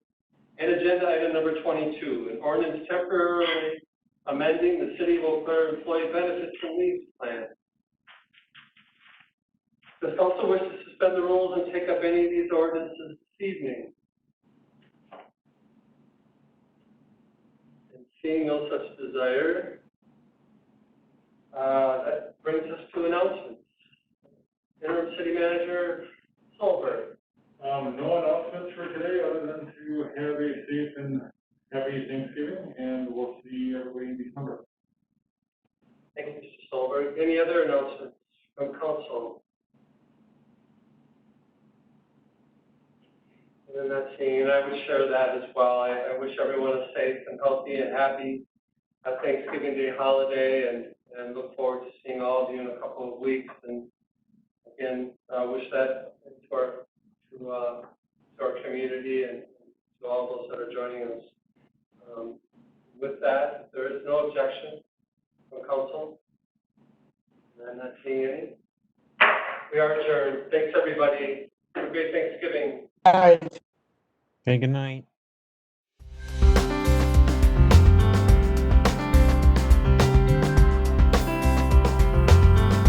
This program is brought to you by Newsworks in cooperation with the City of Eau Claire.